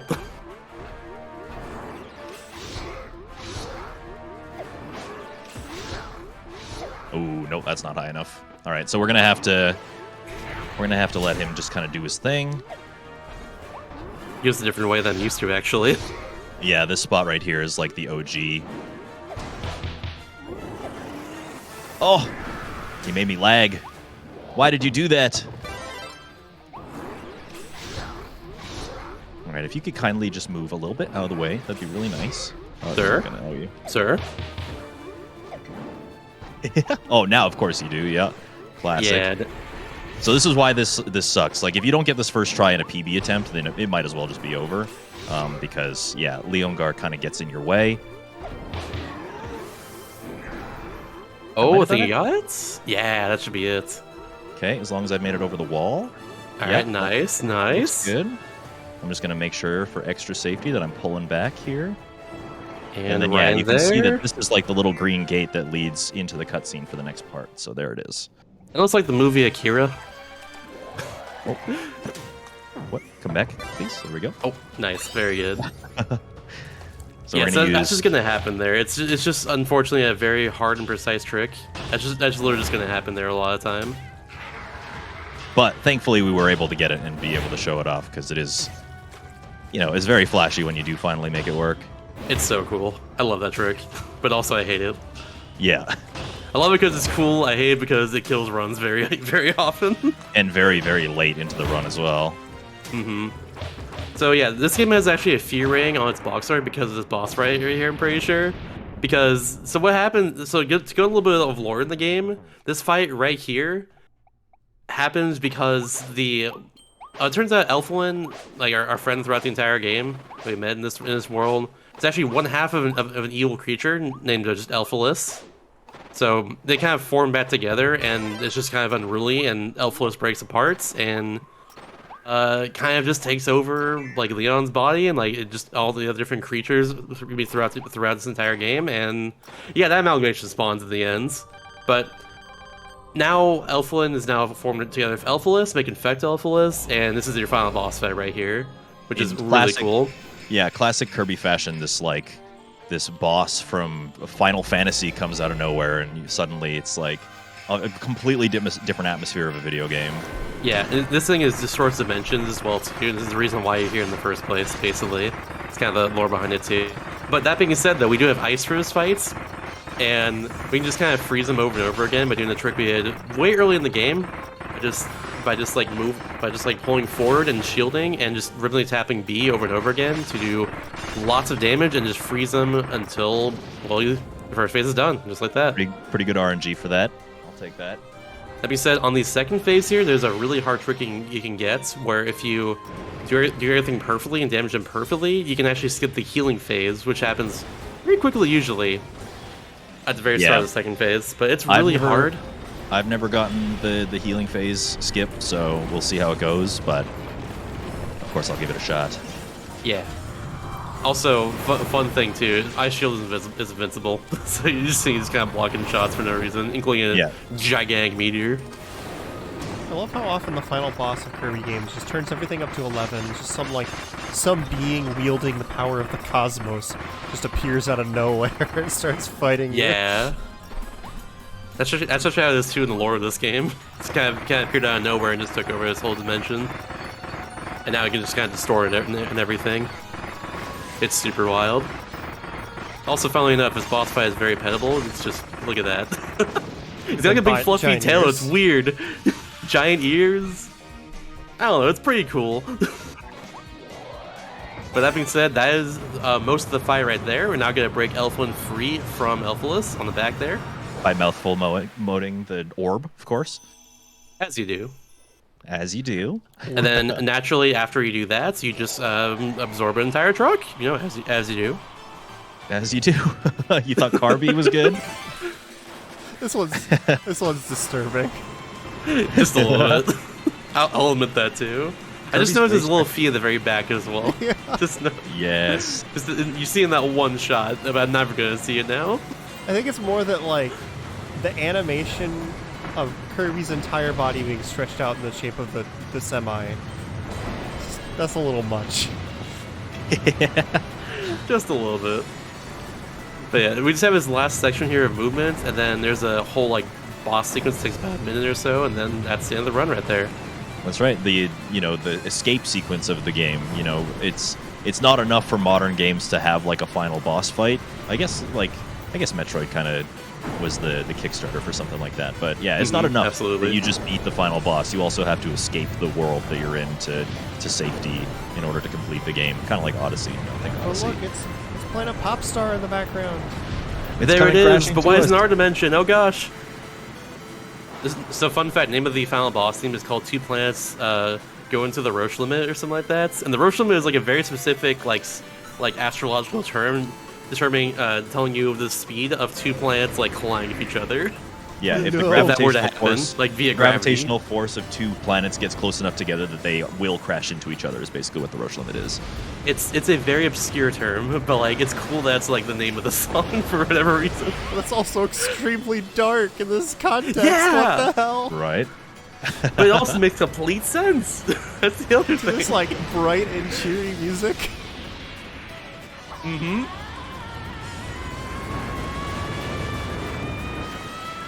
Hey. I love Kirby games. They're so good. Then we go full Dragon Ball Z. I was gonna say like anime sequence finish here. Who will break the rock harder? I just have to mash buttons and tilt my control stick a lot. And time is gonna end when the truck passes through Elphalus. So about 3 seconds, 2, 1, time. There we are. Jeez. I don't actually know what the time was. I wasn't keeping track, but it was a 1:46:20 by my timer. It's not bad. That's only about 3.5 minutes over my PB, so not bad at all. Pretty respectable. But yeah, that's Kirby in the Forgotten Land. And like I said, this game is pretty new, so there's still a lot of people speedrunning it, focusing on it, kind of developing strats and figuring it out and speedrunning it in different ways as well, including Shasta. So make sure if you like this speedrun, Shasta does it even better, if you can believe it, at twitch.tv/Mr_Shasta. So go follow them, go check them out. They'll also be doing this run at GDQ with some of those updated strats, so make sure you don't miss that. It'll be on the very first day of GDQ on the Sunday. I'm super excited. Yeah, there's a lot of really cool strats I'm doing now. For instance, like for Tropic Woods, we do a very, very, very cool powerless strat that's also really, really, really difficult. I'll be doing that during the SGQ run. I'm always going for it. I'm excited to see that. It's about as fast as like fire is, but it overall allows you to keep Tornado throughout like World 2 and also in World 3 like way earlier, which saves you a lot of time. That's true. It's really cool. Love it, honestly. But yeah, if you like this run right here, for sure, I'm doing some different stuff in the SGQ run coming up in less than a week from now, so be sure to catch that as well too. Also, SGQ, if you don't know, it's happening in less than a week, and that's really awesome. Right. Yeah, and I get to see both of these friends there, live in person for the first time in like 2 years. I'm so excited. You'll also be commentating this run too. Let's go. Right. Hell yeah. Right. Yeah. But this is it for Community Spotlight, isn't it, Ray? Yeah, this was the final episode. Thanks everybody for tuning in, and I saw a lot of familiar names. People have tuned in a lot over the last 3+ years. It's been almost 3.5 years actually. February 2019 was the first episode of the Community Spotlight. We're one of the first shows on Hotfix right when we started moving to regular content between events. And I really appreciate everybody who's hung out over the last 3.5 years. But it's been a lot of work, and we've got a lot of new people coming in with great show ideas. So after SGQ, this time slot's going to be taken over by somebody else. I'll still be hanging around on production, so I'll see y'all in chat. But thanks to everybody who was here enjoying speedruns with us over this last 3 years. It was a lot of fun. Get some hearts in the chat, please, for Ray. That'd be very awesome. Absolutely. And thank you for having us on for this final episode. Yeah, it was, thanks it for was having great me. having you both. Yeah, it's an absolute pleasure. Just as a quick reminder as well, you can tune in tomorrow, 7 p.m. Eastern. It's going to be Game Masters, show about people who are just really good at video games. Sometimes it's speedrunning, and sometimes it's just showing off how good they are at speedrunning adjacent content. There's going to be a giant Hades relay. I think it's like across multiple weapons, 3 teams, just a bunch of Hades gamers getting together to play some of that game tomorrow. That'll be followed by Time Capsule. It's a show about games that were released in the same year and watching their speedruns. So, some great stuff here on Hotfix. Make sure you stay tuned. And we're going to take a quick break here, and then we're going to find somebody to raid. So if you want to see some more speedrunning content, just stick around for a few minutes. We'll send you in somebody's direction. Thanks everybody once again, and we'll see you later. Stay fast. Take care.